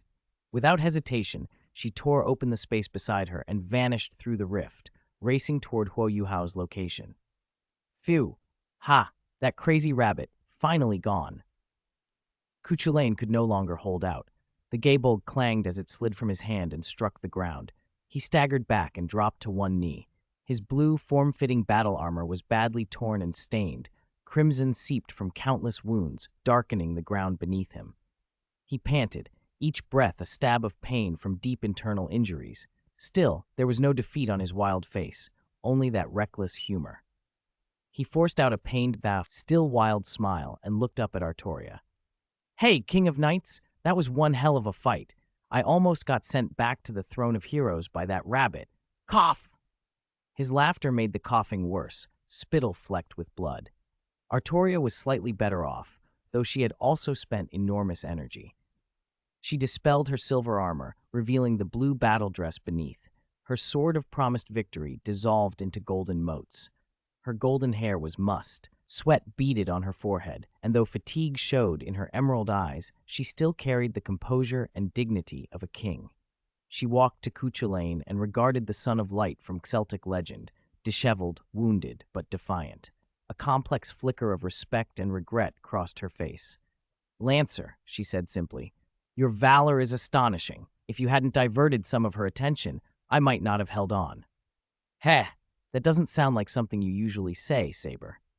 Cuchulain grinned, revealing pointed canines, and tried to wipe the blood from his mouth with the back of his hand, looking all the more battered for it. It was a satisfying fight. Strong foe, exhilarating clash, that's enough. You, who aren't one for direct clashes, went all out with me this time. As a knight, I fight with my comrades. I had to give it my all, Artoria replied, her tone solemn. She glanced at his body, which was beginning to shimmer and give off black particles. Her voice dropped. It seems your time has come. Cuchulain looked at his dissolving hand, and instead of fear, smiled even more broadly. Ah, so it seems. This body's been at its limit for a while. Lasting this long is already a blessing. I haven't had enough of this world's wine yet. He tried to stand, but felt drained. Artoria reached out, not to prop him up like a servant, but as an equal, warrior to warrior, allowing him to steady himself against her. Lancer, your mastery of the spear and your valor are recognized by me, Artoria Pendragon. Ha, to have the King of Knights acknowledge me. This trip wasn't for nothing, Cuchulain laughed. Though his form dissipated faster by the second, his eyes burned sharp and bright. Then I'll leave the rest to you, Saber. Don't go easy when I'm gone, or I'll laugh at you from beyond. He laughed, then gradually his voice grew ethereal. Most of his body had already broken into black specks, but his bright eyes still held indomitable battle intent. If there's a next time, let's fight properly again. Farewell, King Arthur. As the words left him, his final figure scattered into countless motes of light, drifting up like fireflies until they vanished. Only the marks left by his spear remained on the ground, proof that the Son of Light had fought here to his heart's content. Artoria stood silently, staring at the spot where he had been. Complex emotions passed through her emerald gaze, then steeled into resolve. Far from that raw clash, another duel approached its end, an entirely different atmosphere, cold, precise, and lethal. The air here carried a blade's intent. Each breath felt like it could cut. Skirk stood tall and unmoving like a pine, her longsword pointing diagonally to the ground. The blade looked dull, but seemed to drink in light and sound, radiating an icy chill. Her expression was imperturbable, eyes like a still, ancient pool. Opposite her, her disciple, young Master Tartaglia, was in tatters. Deep purple, unstable lightning and steam leaked off him, signs that his delusion had been pushed past safe limits and was on the verge of backlash. His usual hydro dual blades had long since been shattered, The only thing holding him upright was a flickering lightning spear conjured from his last reserves. His Devil King's armor had been ripped and scarred, blood soaked his clothes, foam flecked more blood from his mouth. Yet in his blue eyes burned an almost mad battle fervor, and strangely satisfaction. Heh, heh! Tartaglia breathed, coughing, a hoarse laughter in his voice. As expected of Master, still out of reach. Skirk observed him coolly. You wield your Devil King's armor more skillfully than last time, but you are dominated by its wild power instead of mastering it. Too many flaws. Ha! Tartaglia spat blood, yet his grin only widened. Because fighting like this is exhilarating, surpassing limits, testing the limits, that's what I chase. His gaze flicked past Skirk toward the battles of Jinglu and Tangsan, toward the wider clash between Shrek Academy and the Holy Spirit Church. Pity I couldn't fight more powerhouses. Some regrets. Bai Shushu, who had been watching breathlessly beside them, grew pale. Her small hands tightened at her chest. As the princess of the Devil Spirit Great White Shark, she knew life-and-death contests, but this master versus disciple duel, the razor-sharp decisiveness, the will behind every strike, left her shaken. She watched Tartaglia's almost self-destructive charge and Skirk's surgical swordplay, every move paired to the bone. This was teaching by combat with no suspense. Skirk sighed softly, so faint it might have been the wind. Then she moved. Her body blurred like a phantom. She didn't lunge but seemed to slip into the seams of space and reappear at Tartaglia's side in an instant. The long sword in her hand thrust out in silence with speed beyond sight. There were no grand light shows, no explosive energies, only ruthless precision. Tartaglia did not attempt to block. He had neither the ability nor the will. The last light in his eyes was relief, satisfaction at having fought his master to the limit, and perhaps a small regret for not having fought more foes from other worlds. The sword pierced his heart. An intense chill instantly froze his life away. "Master, farewell," he murmured with his last strength. The wild smile froze, then faded. Skirk withdrew her blade. Tartaglia's body swayed and fell forward. She did not reach out to help. She merely watched as her fervent disciple collapsed onto the cold ruins. Black motes of light scattered to the wind. Young Master Tartaglia had exited the stage. Skirk's face remained cold. In the original world, young Master would have been his main body, and as his master she might have shown mercy, dampening her strike with one hand to avoid killing him. But this was only a memory body, a summoned servant. There was no need for restraint. The silence that followed was absolute. Bai Shushu covered her mouth, eyes wide with shock. Her master had ended her senior brother's life with such calm, such finality. Is this the world of the strong? Skirk turned and looked at her new disciple. Her voice remained cool, but there was an unspoken weight in it. Did you see clearly, Shushu? The essence of power is not unbridled release. Uncontrolled force will eventually backfire, whether it's the delusion or the wildness of the spirit beast within you. She glanced toward the place where Tartaglia had dissipated. As for your senior brother, he was a competent warrior. I sent him off as a soldier should be sent. Bai Shushu drew a deep breath, trying to settle the turmoil in her chest. She looked from her master to the place where senior brother had vanished. Something in her shifted. She understood, and yet felt even more confused. She knew, however, that her master had delivered a harsh but vital lesson. Skirk narrowed her eyes and cast them out over the core battlefield in the distance. The place now erupting with terrifying energy flickers like a dying world. Sea god Tang San against Jinglu, the Lord of Annihilation locked with the Xianzhou general high in the sky, and monstrous auras flaring everywhere that even put her on guard. The energy there had spiked to an unimaginable level. There would be no joining that maelstrom, not yet. At least, not until Bai Shushu was safe, Skirk decided. She would not rush in. Her fight with Tartaglia had been contained by mutual restraint to keep Shushu out of harm's way. The coming melee would have no such courtesy. The beings at its center could bend phenomena and tear space. The leftover energy alone could crush a titled Douluo. With Bai Shushu's present strength, even a stray wisp of residual energy could kill her. Even Skirk herself could not promise to emerge unscathed from that vortex. "Let's go, Shushu," Skirk said coolly. She did not look back to where Tartaglia had fallen. She turned away from the core battlefield and began to walk in the opposite direction. Bai Shushu glanced once at the roiling sky and earth, shivered, and hurried to follow. She understood her master's decision was right. At the same time, Lu Jingming, rapidly recovering thanks to the Black Abyss White Flower and the Greater Lord Rukadevada's aid, suddenly stopped. He sensed that the immense obscure energy tied to the Holy Grail, the heart of the Holy Grail War, had just increased significantly. Have two more servants exited the stage? He muttered to himself, not with regret, but with a flash of expected realization. The negative energy of the fallen servants was drawn into the Holy Grail, purified, and returned to the world. The world's will would then restore faith and condense into a God position. Lu Jingming could feel that within the Grail, a God position, nurtured by the world's will, was forming at an alarmingly fast pace, as if only a thin veil separated it from manifesting in the mortal world. A smile he couldn't suppress tugged at one corner of his mouth. With this, he wouldn't have to worry about the God positions of those around him. Zhang Lexuan, Shu Juju, Meng Hongqian, none of them would have become divinities without extraordinary luck or help. But with the Grail, he could mass-produce God positions and forge his own divine legion. Just like the Shrek 7 devils 10,000 years ago, Zhu Zhuqing, Dai Mubai, and the others had ridden Tang San's coattails. When one person achieves the Tao, even his chickens and dogs ascend to heaven. The soft, life-filled white light slowly faded. Lu Jingming exhaled and a little color returned to his face, but the deep exhaustion, brought on by entering deification mode, couldn't be washed away instantly. The moment he opened his eyes, a graceful figure arrived, the air around her carrying a familiar fragrance. Ming! Zhang Lexuan's voice was raw with urgency and fear. She ignored whoever else was nearby and reached out, cool, slender fingers gently on his cheek, examining his pale face and the lingering haze in his eyes. Her usual moonlit gentleness was now laced with worry.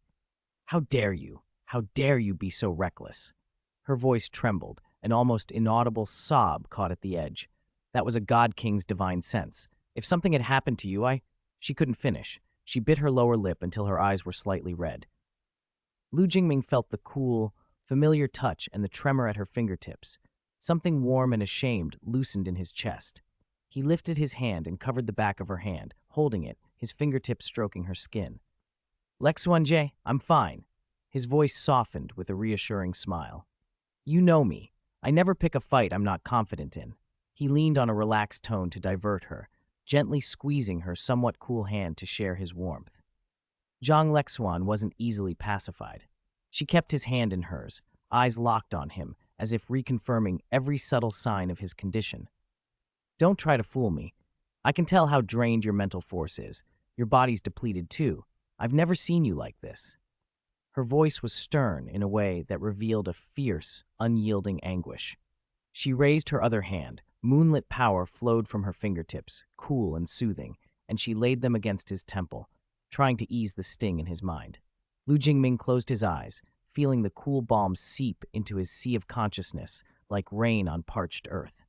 He treasured the moment of tenderness, leaning closer until their foreheads nearly touched. To become stronger, a little risk is sometimes worth it, he murmured, close enough that she could hear the warmth in his breath. And, Lexuan, the Holy Grail's power is growing. It won't be long before you can be like me. He opened his eyes. Zhang Lexuan's worried face reflected back at him, and his tone turned almost solemn, filled with expectation. Soon, very soon, I can use this grail to condense your moon divinity god position. Then you won't be bound by the laws of the world. You'll have true, lasting life and the power to protect yourself. Zhang Lexuan paused. Moon divinity, eternal life. A pulse of emotion rippled through her, but she blinked it away and scolded him instead, exasperation and affection mingling. Always changing the subject. Do you think I'm asking about god positions? Compared to a god position, you're more important to me. She brushed her fingers lightly over his furrowed brow and pale lips with tender care. Seeing you like this hurts 1,000 times more than if I were hurt. I want you whole and unharmed, someone who can laugh and be playful. Lu Jingming caught the raw feeling in her eyes. The softest part of him stirred. He He sighed, opened his arms, and drew her into an embrace, resting his chin on her faintly scented hair. All right, Lexuanje, I promise I won't take such risks again. His voice was indulgent and helpless at once. Zhang Lexuan curled into him, listening to his steady heartbeat and low voice. Her tension eased. She trusted him. If he promised, he would stop such reckless stunts. Fighting a god king's divine sense as a mortal had been madness, even for someone with his confidence and tricks. Anything could go wrong. And so, as Lu Jingming comforted her, other people were rushing toward their stronghold. Meng Hongchen and Xiao Hongchen leading Sun Moon Royal Spirit Tool Academy students, some civilians, and Shu Tianzhen.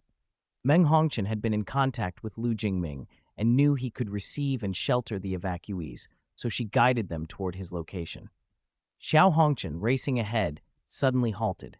He stared at the back of his hand. 3 vivid crimson command spells that had been clearly visible were dissolving, fading as if erased, until his skin was smooth and bare. Coldness washed over him.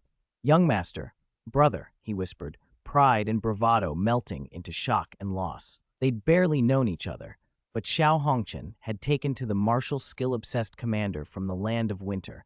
His directness and love for combat had endeared him. They hadn't even shared a proper drink or discussed martial skills from another world.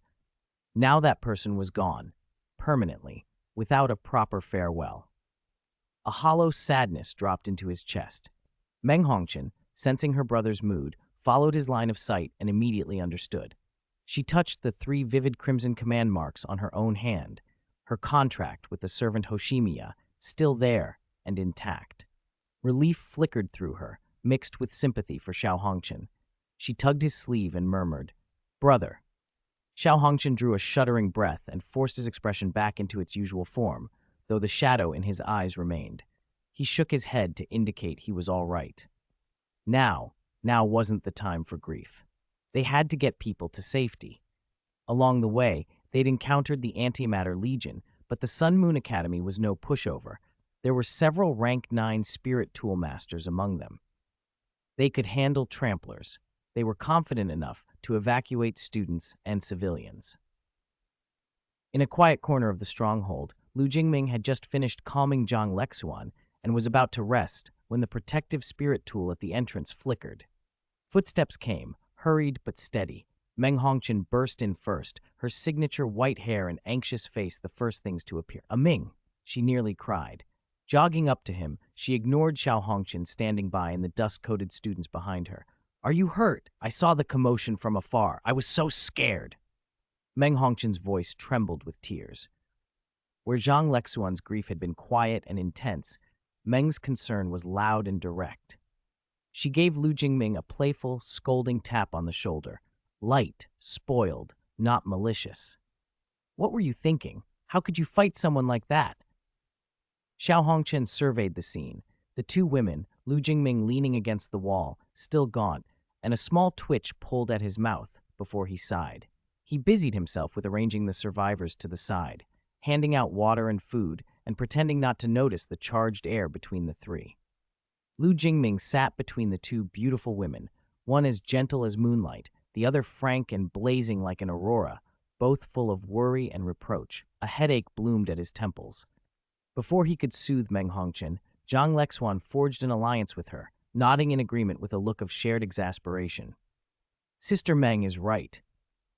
He was far too reckless this time. Their gazes converged on Lu Jingming, one soft, one teasingly severe, an unprecedented united front. Lu Jingming felt besieged by concern and affection at once. Meng Hongchen, now emboldened by Zhang Lexuan's backing, crossed her arms and scolded. "Exactly. You take risks without thinking about how we feel. You can't get away with this." Zhang Lexuan's voice was quiet, but she smiled slightly, squeezing his hand. "Ming, reflect on this. Both Sister Meng and I are worried sick." They exchanged a look and tacitly agreed to teach the disobedient young man a lesson. Lu Jingming sank into what he called sweet torment. They harmonized perfectly in their worry and reproach. He wasn't about to lose, though. He reached out and took both their hands, placing their cool palms over his heart, sincerity softening his tone. All right. I was wrong. I made you both worry, and that's my fault. I promise I'll value my life more and think things through. How's that? Feeling his warmth and hearing that softened apology, both women melted. Meng Hongqian sniffed and huffed but didn't pull away. Zhang Lexuan squeezed back and whispered, "Remember that promise." Their joint interrogation, under his practiced appeasement, eased for the moment. The two women flanked him, different in style but united in care. Their concern felt like warming light that slowly healed his weary body and mind. Xiao Hongchen quietly looked away, feeling pointless among the group. The students avoided glancing up, pretending not to see. Only Shu Tianzhen seemed perkier again, curious as ever, watching the scene with interest. "Lexuan Jie, you and Meng, Xiao Hongchen and the others, evacuate," Lu Jingming said, voice low and steady as he glanced toward the core battlefield where divine might still roiled. "The Holy Grail War is almost over. What comes next won't concern you." His meaning was clear. Once Jinglu finished dealing with sea god Tang San's divine sense clone, everything should end. Zhang Lexuan didn't hesitate. She knew her limits and those of Meng Hongqian and the others. Staying would only be a hindrance and a danger. "Okay," she said immediately. Her decisiveness eased him. "Be careful. We'll wait for you in Sea Abyss City." Xiao Xiao, who had not evacuated through the spatial gate with the main group earlier, suddenly panicked at the news. She and Zhang Nanan had stayed behind, hoping to wait for Elder Xuan and the other teachers, or to help somehow. Now that Sea Abyss City was being cleared, she was at a loss. Are we leaving?" she blurted, clutching Zhang Nanan's sleeve, face pale with anxiety. "Then what about Elder Xuan and the others? We can't just abandon them." End of chapter. Although Zhang Nanan was a little calmer than Xiao Xiao, she still frowned tightly, her fingers twisting the edge of her robe as if to hide the turmoil in her heart. Their strength might be impressive among their generation, but against a world-shattering war, they felt like dust. Even staying alive seemed uncertain. Zhang Lexuan turned, her long black hair stirring in the breeze, and looked first at Xiao Xiao, then at Zhang Nanan. "Let's go together," she said quietly. "There's nothing we can do here. Staying will only get in their way." Her gaze flicked toward the two servants lingering behind the girls, Qing Kui and Song Kui, who could fairly be called kings of loafing in this Holy Grail war. "Or are you?" Zhang Lex's voice carried a faint, teasing edge, the very corner of her mouth lifting. "Planning to take your servants into that fight?" Qing Kui had somehow produced a set of glossy, translucent jade tiles and idly shuffled them, the tiles clacking like spring water. She hummed off-key and tapped her toes, as though the surrounding inferno were merely scenery on a stage. Song Ki leaned against a relatively intact stretch of ruined wall, arms folded and eyes shut in meditation, breathing steady and untroubled as if napping on a spring afternoon. Since the fighting began, besides casually ejecting a few stray void soldiers during the initial chaos, the two had stuck to a strict policy of observing from the sidelines, firmly at their masters' sides and refusing to intervene in the titanic clashes. Qing Kui shook her head vigorously at Zhang Lexuan, making a rattling sound, and put on a pitiful expression. "Fight? No way. If you want me to fight those monsters to the death, you might as well tell me to commit suicide. It'd be quicker." She turned to Xiao Xiao and made a melodramatic face, as if grievously wronged. "Yes, yes." Song Kui opened her eyes and nodded earnestly, taking the same stance. "I'm weak too. If I took part in those extraordinary battles, there wouldn't even be bone left." She spread her hands as if to say plainly, "Impossible. Not in this life." Watching the two servants loaf so shamelessly, Xiao Xiao's brief surge of hesitation and heroism evaporated. Expecting them to join the fight? Might as well expect the sun to rise in the west. Zhang Nanan sighed and gently tugged Xiao Xiao's sleeve. "Xiao Xiao, Sister Lexuan is right. There's nothing for us to do here. We'll only worry Elder Xuan and the others. Let's fall back. We must believe Elder Xuan and the others will come back safely." Xiao Xiao stared once more at the distant battlefield, a purgatory of tearing energy and roaring chaos, then glanced at the two servants with the word idler practically stamped on their foreheads. Her shoulders slumped like a deflated ball. "All right, I'll go with you," she mumbled. Zhang Lexuan left with Meng Hongqian and the others. Only Remian, Gu Yue, and Ishtar remained by Lu Jingming's side to watch the battlefield. The ferocious clash between the Holy Spirit Church and Shrek Academy had come to a temporary end when the Holy Spirit Church suddenly withdrew. The deafening shouts and violent energy waves receded above the ruins, leaving behind devastation. Dust settled like a gray curtain, exposing broken streets, twisted charred metal, and scattered fires still not fully extinguished. The core of the battle, once full of collisions and howls, lay under a suffocating silence.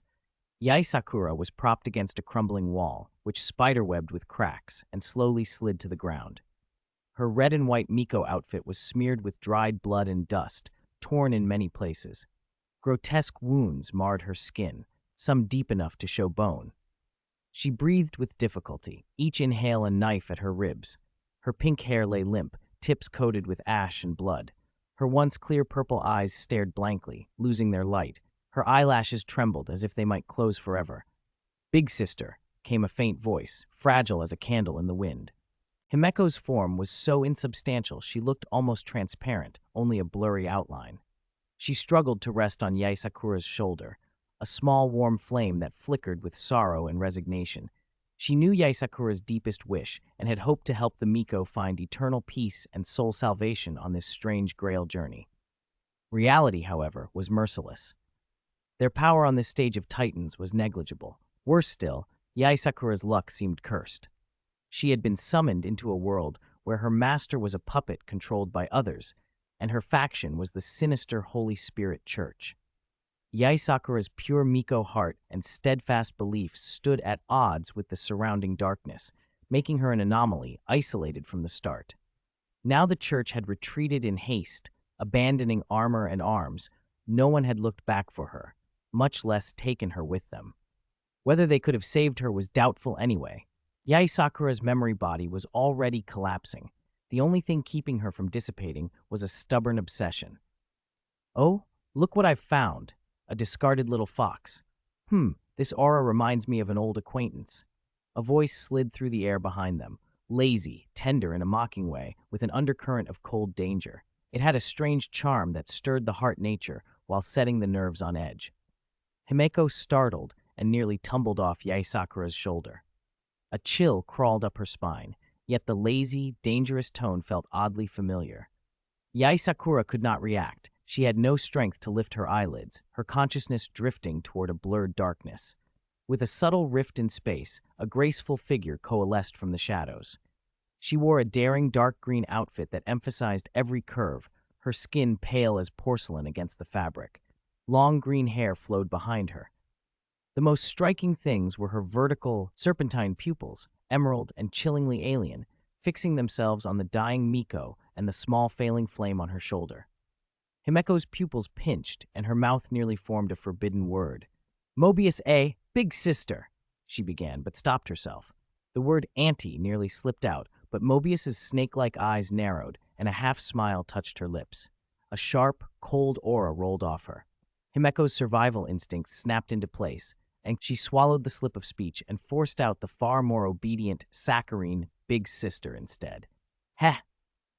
Mobius seemed amused by the correction, chuckling softly. The dangerous aura ebbed as she stepped forward on elegant, cat-like feet, her gaze moving between the dying Yaisakura and the trembling Himeko. "You little thing, still as clever as ever." Her observation was razor-sharp. From a single look she had grasped Himeko's precarious state. The small spirit was not independent, but bound in a peculiar symbiosis to the collapsing Miko. Her existence relied entirely on the other. When Mobius turned her attention back to Yaisakura's face, so achingly similar to someone from her past, a momentary flash of disappointment and recognition crossed those deep, unplumbed eyes. But what a pity. She lifted a slender finger and came within millimeters of touching Yaisakura's cold, blood-stained cheek, stopping just short. The sound of her voice carried a faint sigh, as if lamenting an irretrievable flaw in a work she couldn't finish. "You look the same. Your soul's aura is close, but you are not the Sakura I knew." Indeed, this Miko resembled the person in Mobius's memories, but she was not the 8th flame chaser, the Setsuna of the 13 flame chasers. Both flowers looked alike, yet were different. The Yai Miko she remembered, cunning, elegant, was temperamentally far from this broken, sorrowful Sakura. Himeko's small form stiffened and her glow dimmed a little. In her eyes flickered a mixture of longing and grief. She'd insisted on calling Yae Sakura Big Sister, despite objections because she had seen her beloved sister's shadow in this one. But she had never accepted Yae Sakura as a simple stand-in, otherwise she would have called her sister plain and simple. Mobius watched the dying Miko with keen, calculating interest, emerald snake eyes assessing a damaged but valuable specimen. So, she trailed out the words, languid and sweet and poisonous. What should I do with this cherry blossom that's about to wither? Himeko's flame trembled violently. Pushing herself up with all her strength, she made a fragile, tear-filled plea. Mobius, Big Sister, please. Please save Big Sister. She's going to disappear. The tiny light clung to Mobius's gleaming fingers, desperate and humble. You're powerful. You must have a way. I'll do anything, even if you use me for experiments. Mobius's golden eyes shifted from Yae Sakura's pale face to the tiny flame sacrificing itself for another. The mocking curl of her lips tightened almost imperceptibly. Oh, for someone who isn't really her, you'd sacrifice yourself. Her tone had lost some of its usual bite and gained something complicated, foolish, and nostalgically persistent. She looked at Yae Sakura again, the face so like the one in her memory, yet scarred and broken, and something in Mobius softened, just a fraction. Whether it was the similarity of the shell, Himeko's desperate plea, or a scientist's regret at seeing a rare specimen about to be destroyed, she hesitated. The space around them seemed to freeze with her pause. In those snake eyes that had witnessed countless births and deaths, a faint, almost negligible emotion flickered through the usual calculation. Her relationship with Himeko had never been warm. Himeko had always kept her distance. But Mobius was not utterly heartless. Chapter 3D71, Battle of the Palace. That's enough. Mobius exhaled quietly, part helplessness, part resolve. Let's just call it recovering an interesting experimental subject. She flicked a fingertip, and a tiny, sickly green spatial rift opened. From it floated a dark purple core that pulsed with an ominous, powerful energy. Its surface seemed to flow with viscous data streams and shadowy erosion, exactly the core of erosion Lu Jingming had given her. Perhaps this is fate. A playful glint danced in Mobius's emerald snake-like eyes. She tapped the core, and the dark purple orb rose, radiating a frighteningly potent energy. After all, little one, wasn't your original identity the Hersher of erosion? For you, this core might be returning to its rightful place, returning you to your origin. Before she finished speaking, Mobius's expression sharpened. Under the precise guidance of her power, the Hersher core of erosion sank toward Yae Sakura's chest, seeking the most fragile spot, the place where her original core had first collapsed. Around them, emerald green halos of life and dark purple Hersher energy surged together. These two opposing forces, under Mobius's control, found a dangerous balance as they worked on Yae Sakura's failing physical body. The servant's body, granted by the Holy Grail, has completely collapsed, and the core is rapidly dissipating. Ordinary repairs would only stall the process. In the end, it would be futile. Her voice was eerily clinical, as if she were conducting an experiment rather than saving a life. But what if this Hersher core, this erosion, became her new existential foundation? The dark purple light flowed into Yae Sakura like a living thing. In her unconscious state, Yae Sakura arched with a suppressed, pain-filled whimper. Eerie, dark purple patterns, like overloaded circuits or corrupted data, sprouted across her skin. The violent Honkai energy tried to tear her remaining consciousness apart. Mobius's domineering emerald life energy forced and guided that rampage into a controllable trajectory of fusion. Mobius made a soft sound of surprise. Her snake pupils flashed. The speed of fusion and adaptability far exceeded expectations. As suspected, her compatibility with this core is astonishing. Yae Sakura's body absorbed the core's power with instinctive efficiency. The energy form the Holy Grail had constructed, dependent on negative energy, was being disintegrated and eroded by the core, then reshaped into a purer, stronger physical body of highly condensed Honkai energy. Mobius's eyes flicked toward an extremely tense Himeko. That's right. You two have a deep symbiosis. And wasn't your original identity the Hersher of erosion, little one? If she couldn't match this core perfectly, that would be the real surprise. Such perfect compatibility was rare. Neither the Snow Empress nor the Demon Emperor, nor Huo Yu Hao, had perfectly matched their Hersher cores. their output had limits. The violent fluctuations gradually eased, the dark purple halo receded, and the emerald life light dispersed. Yae Sakura's body stopped looking transparent and illusory. It took on a solid, full presence. A faint, dark purple glow flowed under her skin, an indicator of a fundamental change in her essence. The dark core mark on her chest faded and disappeared as if it had been completely absorbed. Yae Sakura's breathing evened out. Still in a deep coma, her vital signs were stable, this time from an independent core, not from the Holy Grail or negative energy maintenance. Like Huanlong, Yae Sakura had taken on the Herrscher core of erosion and become more real than illusory. The moment she fused with the Herrscher core, her tenuous connection to the Holy Grail in the ethereal realm was severed and overwritten. In the Holy Grail's records, the servant Yae Sakura had died and withdrawn.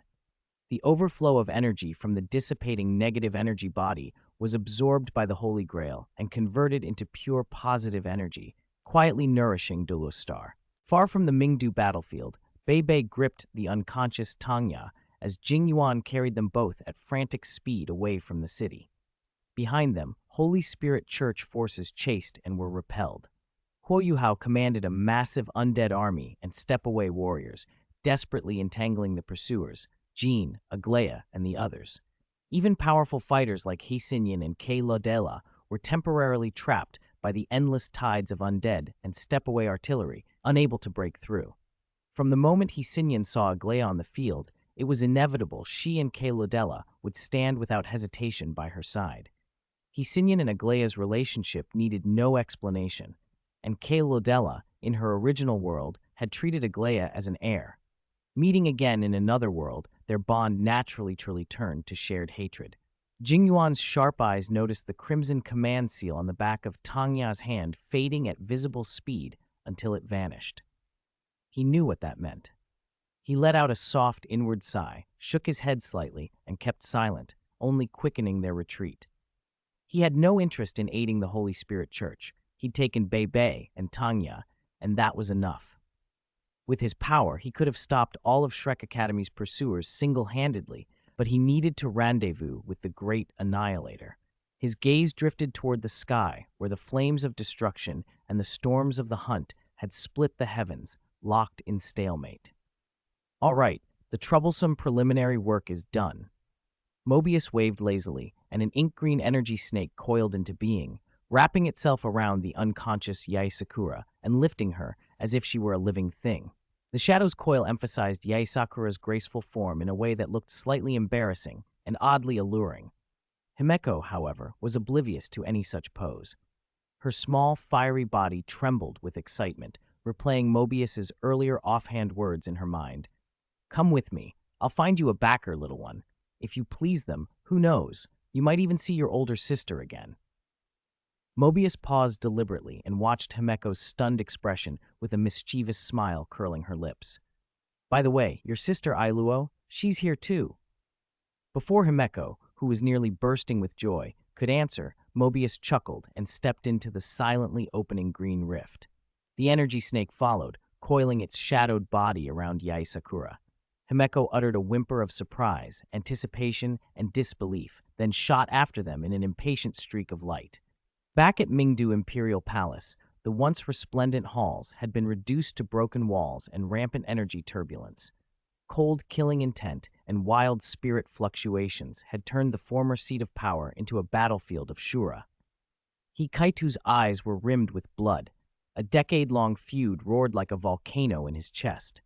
Even with the protection of his servant Karna, all his life-saving spirit tools were shattered. His spirit power was nearly exhausted. Death hovered near, and he didn't care. His gaze, sharp as a blade, was locked on the figure not far away, Shu Tianran. His last obsession was to see Karna slay his enemy before his own life extinguished. Otherwise, he would die with his eyes open. "Shu Tianran, today I will take your dog's life to honor my imperial father, imperial mother, and my sister in the 9 heavens." The roar tore from Hikaito's throat, hoarse and filled with bone-deep hatred. He abandoned all defense, throwing every ounce of remaining spirit power, and even his life potential, into the massive spirit tool cannon in his hands. The scorching muzzle gathered his final hatred and rage. Is that all you've got, my dear brother? Shu Tianran sneered. Though the former emperor had just died and he had not yet formally ascended the throne, he already spoke of himself as I in imperial fashion, his ambition blatant. A purple-black energy throbbed from his body, heavy with destructive, ominous intent, an effect of the great annihilator's blessing, illusory moon. His spirit, the purple destruction heavenly dragon, was already a top-tier destruction spirit. Infused with Huanlong's power, it had become something greater. Purple-black light shimmered across its scales, exuding a pressure far beyond ordinary top-tier spirits, a true super-spirit. He Kaitu's faith had never been in himself alone. As his roar faded, a blinding light like a burning sun tore through the chaotic battlefield, bypassing Long Xiaoyao's obstruction and appearing before him.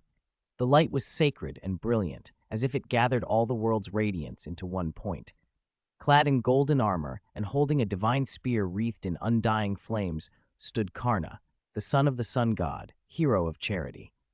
His face was serene and remote, molten gold eyes as deep as wells. He looked coolly at Shu Tianran and at the slightly battered Long Xiaoyao and Ye Shishui beside him. Clearly, in the earlier skirmish, these two limit Douluo had not fared well against the son of the sun god. They bore the marks of that clash. Karna said nothing. He raised his undying spear a fraction. Flames licked silently and fiercely, and the surrounding temperature spiked. The pure, vast divine radiance collided with Shu Tianran's destructive aura and the oppressive might of the two limit Douluo, pushing back their combined force with overwhelming posture.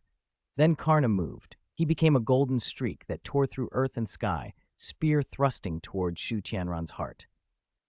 Long Xiaoyao flickered like a ghost and multiplied into myriad dark shadows.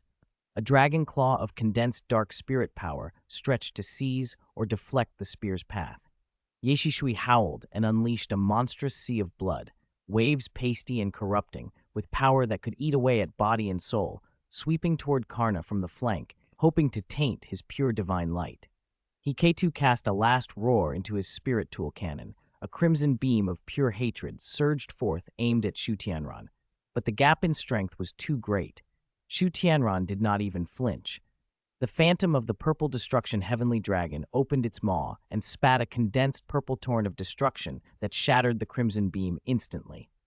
The torrent surged on, hurtling toward Hiketo, now drained of spirit power. Karna had to split his soul. His molten gold eyes flared, and the true name of his noble phantasm manifested. Brahmastra, cover the earth. It was not a thrust, but a burst of solar rays fired from his eyes, intercepting and nullifying Shu Tianran's attack. That brief redirection was the opening move. Long Xiaoyao and Ye Shishui needed to salvage the situation. They managed to brace and fend off Karna's strike together. Then a thunderous roar, like heaven-splitting thunder, echoed across the battlefield. Shu Tianran, you wicked spawn, come and die. A figure surged in like a meteor, wrapped in emerald light and emanating monstrous poison qi and oppressive blood qi. It was Du Buzi, sect master of the Benti sect. His body was a churning sea of qi and blood. Extreme poison and his Benti spirit fused perfectly, turning him into a poisonous flame demon god. His arrival shattered the stalemate. Du Buzi ignored defense entirely and fought life for life. He poured all his violent force into a single attack, roaring as he tore through the makeshift defenses formed by Long Xiaoyao and Ye Shishui. A gargantuan emerald palm, condensed with the cultivation of a limit Douluo and suffused with poison, struck toward Shu Tianran's face with a world-shattering aura. Shu Tianran's expression finally shifted. Facing a life-or-death blow from a newly advanced limit Douluo, he could not afford complacency. The purple-black destructive energy around him roared and condensed. The phantom of the purple destruction heavenly dragon bellowed, and Shu Tianran threw a punch that met Du Buzi's poisonous palm head-on. Boom! The blast was deafening. End of chapter. Poisonous qi and destructive energy collided and annihilated each other, and the shockwave leveled the surrounding ruins again. Du Buzi's body shook violently. He staggered back a step. Shu Tianran retreated several steps with heavy thumps, a bitter taste in his throat. He almost coughed up blood, but swallowed it down, his face flushing with an unhealthy color. Even with Huanlong's blessing, his strength had surged, but facing Du Buzi's enraged strike, delivered after his spirit had broken through to rank 99, he still showed a deficit. Dubusi, you're courting death. Killing intent boiled in Shu Tianran's eyes, laced with shame and fury. This old man has lived long enough. Today, to drag you, this scourge, to hell with me, that is blood-soaked profit. Dubusi laughed wildly, suppressing the poisonous chi and blood that raged in him, and charged again with even more ferocity. Karna would not miss this chance.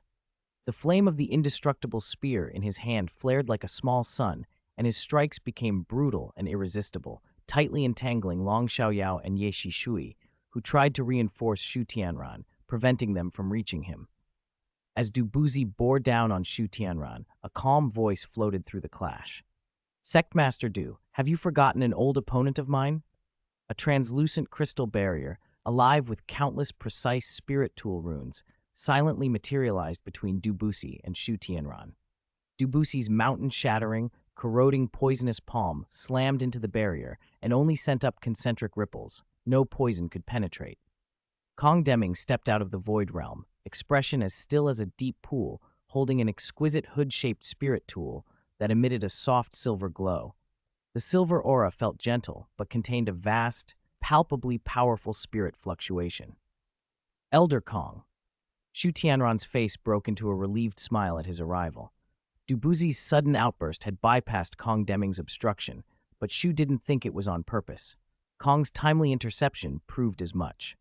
Kong Deming's allegiance had always been obvious: the Sun Moon Empire's interests, the imperial family's safety, and the pursuit of spirit tools. Shu Tianran considered himself the future of the Sun Moon Empire. As long as he lived, the empire still had hope. Kong inclined his head slightly at Shu, then fixed his gaze on the grim-faced Dubuzi. "Sect Master Du, since you've already broken through to the limit, why act like a moth to a flame? Let this old man finish what's left." The silver hood, the silver moon divine light shroud, shot into the sky. Countless complex formations unfolded, and a blinding silver dome, like an inverted bowl, descended, enveloping the raging Dubusi. A rank 10 spirit tool, it was the crystallization of the Sun Moon Empire's highest soul guidance technology.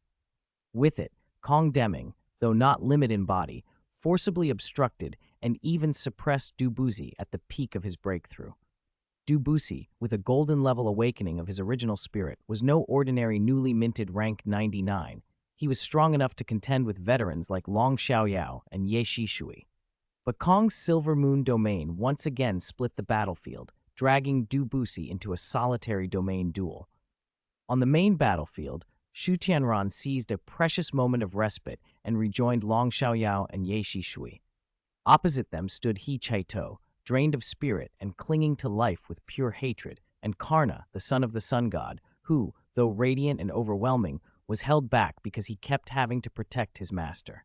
He K2 kept bellowing for Karna to ignore him and kill Shu Tianran, but Karna, by nature a benevolent hero, could not stand and watch his contracted master march toward death. That concern was an invisible shackle and dimmed the sun-like brilliance of his power. The battle again fell into a choking deadlock. Hiketo's hatred still burned, but now it was edged with helplessness and sorrow.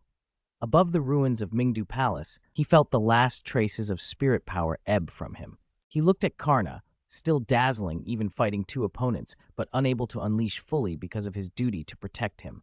A violent impulse rose in Hito's chest. Revenge had been his only reason to live. If his existence became a shackle that bound the hero and doomed his revenge, what purpose was there in lingering? "Karna!" Hiketo roared with his last strength, voice cracked but eerily composed. "My servant, forgive my selfishness, forgive my incompetence." Karna's molten gold eyes trembled, as if he wanted to speak, but Hikaito would not give him the chance. He turned to his hated enemy, Shu Tianran. Rage, regret, and unwillingness glowed in his eyes. Regret that he could not watch Shu's death. Unwillingness that he could not personally avenge his family's blood. Then those emotions became his final entrustment. "Karna!" He raised the crimson command seal on the back of his hand, its light piercing. "My hatred, my obsession, everything, I entrust to you. For me, sever this karma." It was not an order, but a prayer, a last trust. The instant Hikaito finished, he shoved himself out of Karna's protective sphere and charged straight into the death domain jointly set up by Long Xiaoyao and Ye Shishui. He flung his arms wide, eyes devoid of fear, only relief and a final hope. Courting death! Shu Tianran snorted coldly. A streak of purple lightning flashed. Yeshishui's blood sea also surged and swallowed him. Long Xiaoyao only sighed and shook his head. There would be no miracle. Exhausted and defenseless, Hiketo's body was torn apart and devoured like a broken doll. Only his eyes stayed fixed on Shu Tianran until the end. Hichaito was dead. Karna froze for a pulse. Something shattered in him. For the first time, the pain of failure and the crushing weight of entrusted hatred showed plainly across his usually imperturbable face. He slowly lifted his head, glancing over at Long Xiaoyao and Yeshishui, then fixed his gaze on Shu Tianran, who clung to life by the purple destruction heavenly dragon and Huanlong's blessing amid the aftershocks of the battle. "Master," he said in a low, cold voice like an ancient well, "your resentment, your wish, I, Karna, have truly received it." Then the sun descended. "Brahma, curse my body!" Karna did not hesitate and activated his noble phantasm. The divine spear swung, and the immense light pressure turned into a torrent of destructive flame that swallowed everything before it. Long Xiaoyao and Ye Shishui's faces twisted as they resisted with everything they had. The black shadow and the sea of blood screamed under the sun's blaze and began to evaporate. The two were blasted back, scorched black, their auras shredded to less than half. But this was only a beginning. "Brahma, cover the earth!" Karna's eyes flared brighter than the sun, and continuous cannon-like beams of light erupted, saturating the area. The imperial palace ruins trembled and melted under the assault. This was power that could raise a city. Long Xiaoyao and Ye Shishui used their last strength to seal defenses, but under the onslaught of Karna's noble phantasm, those barriers were torn apart like paper. The light finally consumed them. When it faded, the two lay at the bottom of a vast crater, broken and bleeding, their vital flames barely flickering at the brink of death. Blood stained Long Xiaoyao's mouth. He turned his head with effort to peer at Ye Shishui, who breathed shallowly at his side. The complicated expressions that always lived in their eyes had dissolved into exhaustion and a faint relief. "Shishui, in the end, we still—" Long Xiaoyao's voice was weak, intermittent. Ye Shishui managed a tired smile. "Heh, Xiaoyao, we were both wrong, and both too stubborn." Blood laced her words. "If there's a next life, don't ever." Long Xiaoyao tried to finish. He could not raise his hand. The two limit Douluo who had been bound to each other their whole lives finally let go of all grievances, loves, and hatreds. Their last sights were each other's faces as they closed their eyes. Karna's gaze never wavered. It remained glued to Shu Tianran. He watched the destitute man, barely clinging to life, and felt his master's final obsession like a pressure urging him on. He lifted the spear and began to draw all the radiance inward, condensing it to a single, blinding point at the tip. That point seemed to hold the riddle of the universe's birth and end. Even Shu Tianran felt an unparalleled fear of death. Sunwheel, obey death. Karna unleashed the true, god-slaying spear, directing the ultimate anti-god noble phantasm at Shu Tianran without reservation. Shu Tianran let out a desperate roar and gathered every last scrap of destructive energy for one final stand. At that moment, Kong Deming, still trapping Dubuzi tightly within the silver moon divine light shroud, felt the situation outside shift wildly. Even within his domain, the world-shattering energy fluctuations and the frantic turn of events could not escape him. From Hiketu's final charge to his death, to the simultaneous fall of Ye Shishui and Long Xiaoyao under Karna's unleashed noble phantasm, everything had happened in a blinding flash. Alarm swept through Kong Deming. "Not good," he cried inwardly. The son of the sun god, freed of all restraint and burning his existence to the limit, wielded power beyond expectation. Mankind could not resist it. A desperate decision formed in Kong's mind. He had to reinforce and take Shu Tianran away. Even if he couldn't match Karna, he had to try. The Empire's future could not be snuffed out like this. He prepared to withdraw the Silver Moon Shroud and rush back to the main battlefield. But as a slight fluctuation appeared in his domain power, roar! A deafening sound erupted. The immense, dark green figure that had been suppressed within the silver light suddenly broke through like an erupting poisonous volcano and stood directly in Kong Deming's path. It was Dubuzi. Though scarred from prior clash, his bell-like eyes now burned with excitement and ecstasy. The old impatience and frustration had vanished. In its place was a wide, feral grin as he mocked the one who had tried to hold him. "Ha! Old man, weren't you enjoying blocking me just now? Now the tables have turned. It's my turn to block you. Want to leave? Dream on." Debussy laughed with savage joy. Moments earlier, he had believed his plan to assassinate Shu Tianran had failed and was already plotting a costly withdrawal. But Hikaitu's desperate sacrifice had unleashed the Sun Servant without restraint. That sacred, destructive aura had annihilated two limit Douluo. Debussy could feel that power. If not quite equal to Fei Xiao, it was terrifyingly close. It was enough to blow Shu Tianran to dust. His goal seemed within reach, and he would not have to die to achieve it. For him, nothing could be better. Shrek Academy's little fellow, well done. Truly outstanding. Dubussy's voice rang out as he praised the dead Hikaito. Since you risked your life for revenge, this old man will help finish this biggest variable for you. His massive body became an insurmountable chasm, firmly cutting off Kong Deming from the main battlefield. Towering poisonous chi mixed with violent blood chi to form a domain that sealed every possible route for Kong Deming to break through. Facing a fully committed limit Douluo, Kong Deming could not provide reinforcement for the time being. Chapter 373. I would rather let the world betray me than let the world betray me. Facing Dubussy's obstruction, Kong Deming's face went deathly pale, the color draining from him. Anxiety burned behind his eyes as he tried to look past Debussy toward where destructive energy was gathering, toward Shu Tianran, whose situation had become desperate. "Debussy, get out of my way," Kong Deming roared. The silver moon divine light shroud flared once more, countless spirit tool rays bristling and poised to strike. "Get out of the way. Dream on." Debussy cackled, a vivid green light soaring into the sky, showing no sign of yielding. "Why didn't you move earlier? Now you want to leave? Too late. Stay here and watch with me as your regent vanishes." The situation reversed in an instant. Moments before, Kong Deming had been in control, holding Debussy back from attacking Shu Tianran. Now it was Debussy who was dominant, pinning Kong Deming in place. Helpless fury mixed with dread in Kong Deming's chest as he could only watch the distant sun, Karna's god-slaying strike, descend as if to deliver judgment. Then, just before Karna's blow struck Shu Tianran, something unexpected happened. A destructive power, exceeding anything the Douluo plane should contain, erupted from nowhere. A hazy purplish-black phantom bearing a strange smile appeared before Shu Tianran, lifting one finger. That fingertip met the tip of the god-slaying spear. There was no thunderous impact, only a suffocating, annihilating force.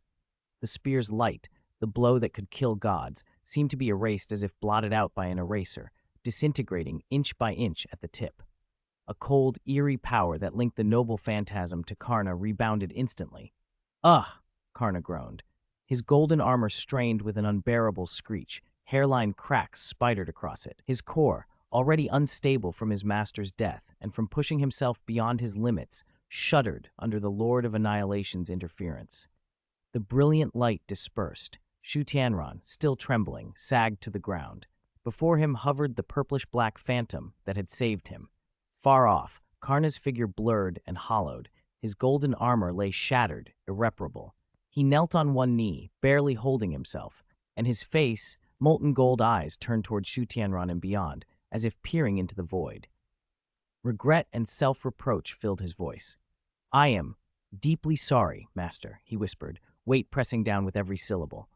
"In the end, I failed to fulfill your wish. This unfinished contract, this unfulfilled charge, is Karna's greatest failure."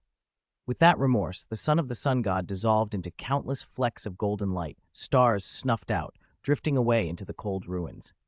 He had failed to carry his master's radiance to its intended destination. Inside the isolated domain of the silver moon divine light shroud, Debussy had been the barrier preventing Kong Deming from rescuing Shu Tianran. But when Karna's noble phantasm flared and then was abruptly snuffed as if by an invisible hand, a terrifying aura manifested outside, a power beyond the comprehension of a limit Douluo that made even their souls quake. "What was that?" Debussy's voice trembled. He could feel Karna's brilliance dim violently under the interference of that sudden power. Even a godlike servant had been pushed back and forced to withdraw. The shock extinguished his will to fight to the death. Facing such an existence, his sacrifice would be meaningless, leaving no mark. The body sect's legacy could not be cut off here. Instinctively, one thought consumed him: I must leave. As the external impact faded, Kong Deming, also shaken by the sudden appearance of Huanlong and Karna's withdrawal, relaxed his control over the Silver Moon Divine Light Shroud fractionally. Open up for me, Dubusi roared, emerald light erupting around him. His chi and blood boiled as he sacrificed part of his origin, driving his power to an unprecedented peak in a single, reckless push. Ninth spirit ability, Yellow Springs, Green Starfall, he bellowed. He became a verdant, unstable sphere of energy and smashed into the inner wall of the Silver Moon Divine Light Shroud. Kong Deming snapped to full alert and activated his spirit tool. Don't even think about it. Runes blazed and the shroud sealed tighter, but Dubusi's desperate impact was terrifying. Combined with the slight gap born of earlier shock, the inner wall cracked. Crack! The tough barrier split. Dubusi coughed up a mouthful of blood. Flecks of organs mixed in. His body was crazed with bloody fissures like cracked porcelain. His aura collapsed. He had paid a fearful price. Still, a frantic light burned in his eyes. This was his chance. He blurred into green light and forced himself through the crack. Stay! Kong Deming shouted, fury and alarm in his voice. A scorching spirit ray condensed and shot straight at Dubusi's fleeing back. Dubusi didn't dodge. He poured every last ounce of spirit power into acceleration. The ray pierced his shoulder blade, spraying blood. He convulsed, but the momentum helped him surge forward, tearing away toward the mountains beyond Mingdu. In moments, he was a tiny speck against the sky. Kong Deming retracted the Silver Moon Divine Light Shroud, watching the direction where Dubusi had vanished. He sighed, helpless. A limit Douluo willing to burn his origin to escape was hard to catch. Kong Deming turned his gaze toward Shu Tianran, actually toward the chilling purplish-black phantom that had intervened. Shu Tianran slumped, shaken and furious, his eyes bloodshot with unwillingness. Why didn't you stop him? The phantom beside him, the hazy, smiling purplish-black figure, didn't even glance toward the fleeing Dubusi. Just a startled, fleeing ant. Why waste energy? His existence poses no threat to the overall plan, and perhaps he might even provide some small amusement. The voice was eerie and indifferent, looking down on all living things.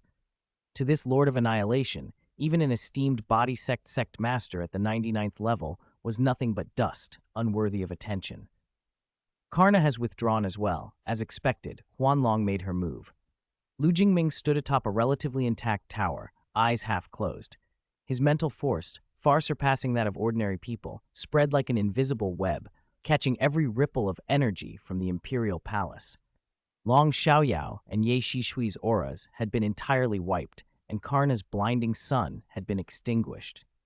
Through his connection with the Holy Grail, Lu Jingming confirmed the son of the sun god's withdrawal. Even given Karna's strength, it would take an extraordinary effort, so it could only have been Huanlong, the one who had obtained the Golden Tree's physical body. Although she had been severely wounded by Yellow Springs, her regenerative ability likely returned some of her power. She still hasn't given up on Shu Tianran as a chess piece, he observed. Lu Jingming knew Huanlong well. She preferred to steer civilizations towards self-destruction rather than crush them herself. Preserving Shu Tianran and the Sun Moon Empire's framework would ignite a conflict that spread across the continent, a war that would tear the world apart. When the Holy Grail War ends, the continent's fires will be rekindled, he murmured, a faint curve of indifference on his lips. He already imagined the ruins of the Tianhun and dueling empires and the Star Luo Empire worn down by war, the Sea Abyss City forces rising to seize control. War brought mountains of corpses and seas of blood. Lu Jingming embraced that grim calculus. He saw himself as selfish and ambitious, a villain to those with idealistic hearts, and he did not deny it. He had his own tiny, negligible bottom line. In Mingdu's disaster, he had left contingencies that might save some civilians, more to appease a sliver of conscience than from benevolence. Since ancient times, whose heart among the powerful isn't black, he scoffed. If turning my conscience dark will get me to my goal, then so be it. His motto was simple: every man for himself, or heaven and earth will destroy him. He even admired Boscow's brutal maxim: Better I betray the world than let the world betray me, though he declined Boss Cow's peculiar tastes. Everything unfolded as he'd predicted. Once the Sun Moon Empire launched war, the Tianhun and dueling empires would be unable to resist. The Star Luo Empire might survive, but war would silence dissent. Then, Sea Abyss City would step forward. Even so, a small unease tugged at him. The Imperial Palace fight was over, but the remaining battlefields were still active. Jinglu and Sea God Tangsan, Fei Xiao and Xing Xiao, Shrek Academy versus the Holy Spirit Church. Others had fled Mingdu through Sea Abyss City or perished at the hands of the Antimatter Legion. Civilians in Mingdu were nearly gone. Ordinary people were ants before the Antimatter Legion. Mingdu had become purgatory. The death of millions had fed a feast of negative energy for malevolent spirit masters. The Holy Grail War would soon end, but he couldn't shake the feeling he'd missed something. On the chaotic battlefield, destructive energy and cries of killing wove a doomsday symphony. Beneath that, however, a far more absurd feast was being cooked. Hey, so lively, isn't it? So many big fireworks. Wouldn't it be a shame not to light them? The masked fool, Sparkle, hummed an off-key, cheerful tune as she flitted through ruined armories and secret ammunition caches across Mingdu. Wherever she passed, Level 9 fixed installation soul guidance cannonballs, considered the Sun Moon Empire's deadly national sharp weapons capable of vaporizing a city, simply their places, comical, brightly colored dolls wearing eerie smiling masks were left behind on street corners, rooftops, and the wreckage of spirit tools. Inside the dolls, there was no cotton but terrifying explosives Sparkle had modified with the masked fool's path of elation. The prank was unprecedented. Mingdu itself was now a walking powder keg. Oh dear, preparations complete. Next, I'll need to ask my good sister for help. Sparkle clapped, grinning a dangerous, brilliant smile. She melted into the shadows like a ripple. At the other edge of the battlefield, the tone was entirely different. The golden Valkyrie Durandal, wielding the Black Abyss White Flower, assaulted like a furious storm. Each spear thrust carried the force to shatter mountains and cleave seas. Her opponent, Vita, moved with elegant poise as if dancing a waltz. What astonishing power and fighting spirit, young Miss Durandal, Vita chuckled, sidestepping a direct thrust. But sometimes wisdom is more effective than brute force. Before the words left her, the massive mechanical arm of the Duxing Jie, Star Strider, a giant mecha gleaming with cold metal, slammed into Durandal with overwhelming force and temporarily forced the powerful Valkyrie back. End of chapter.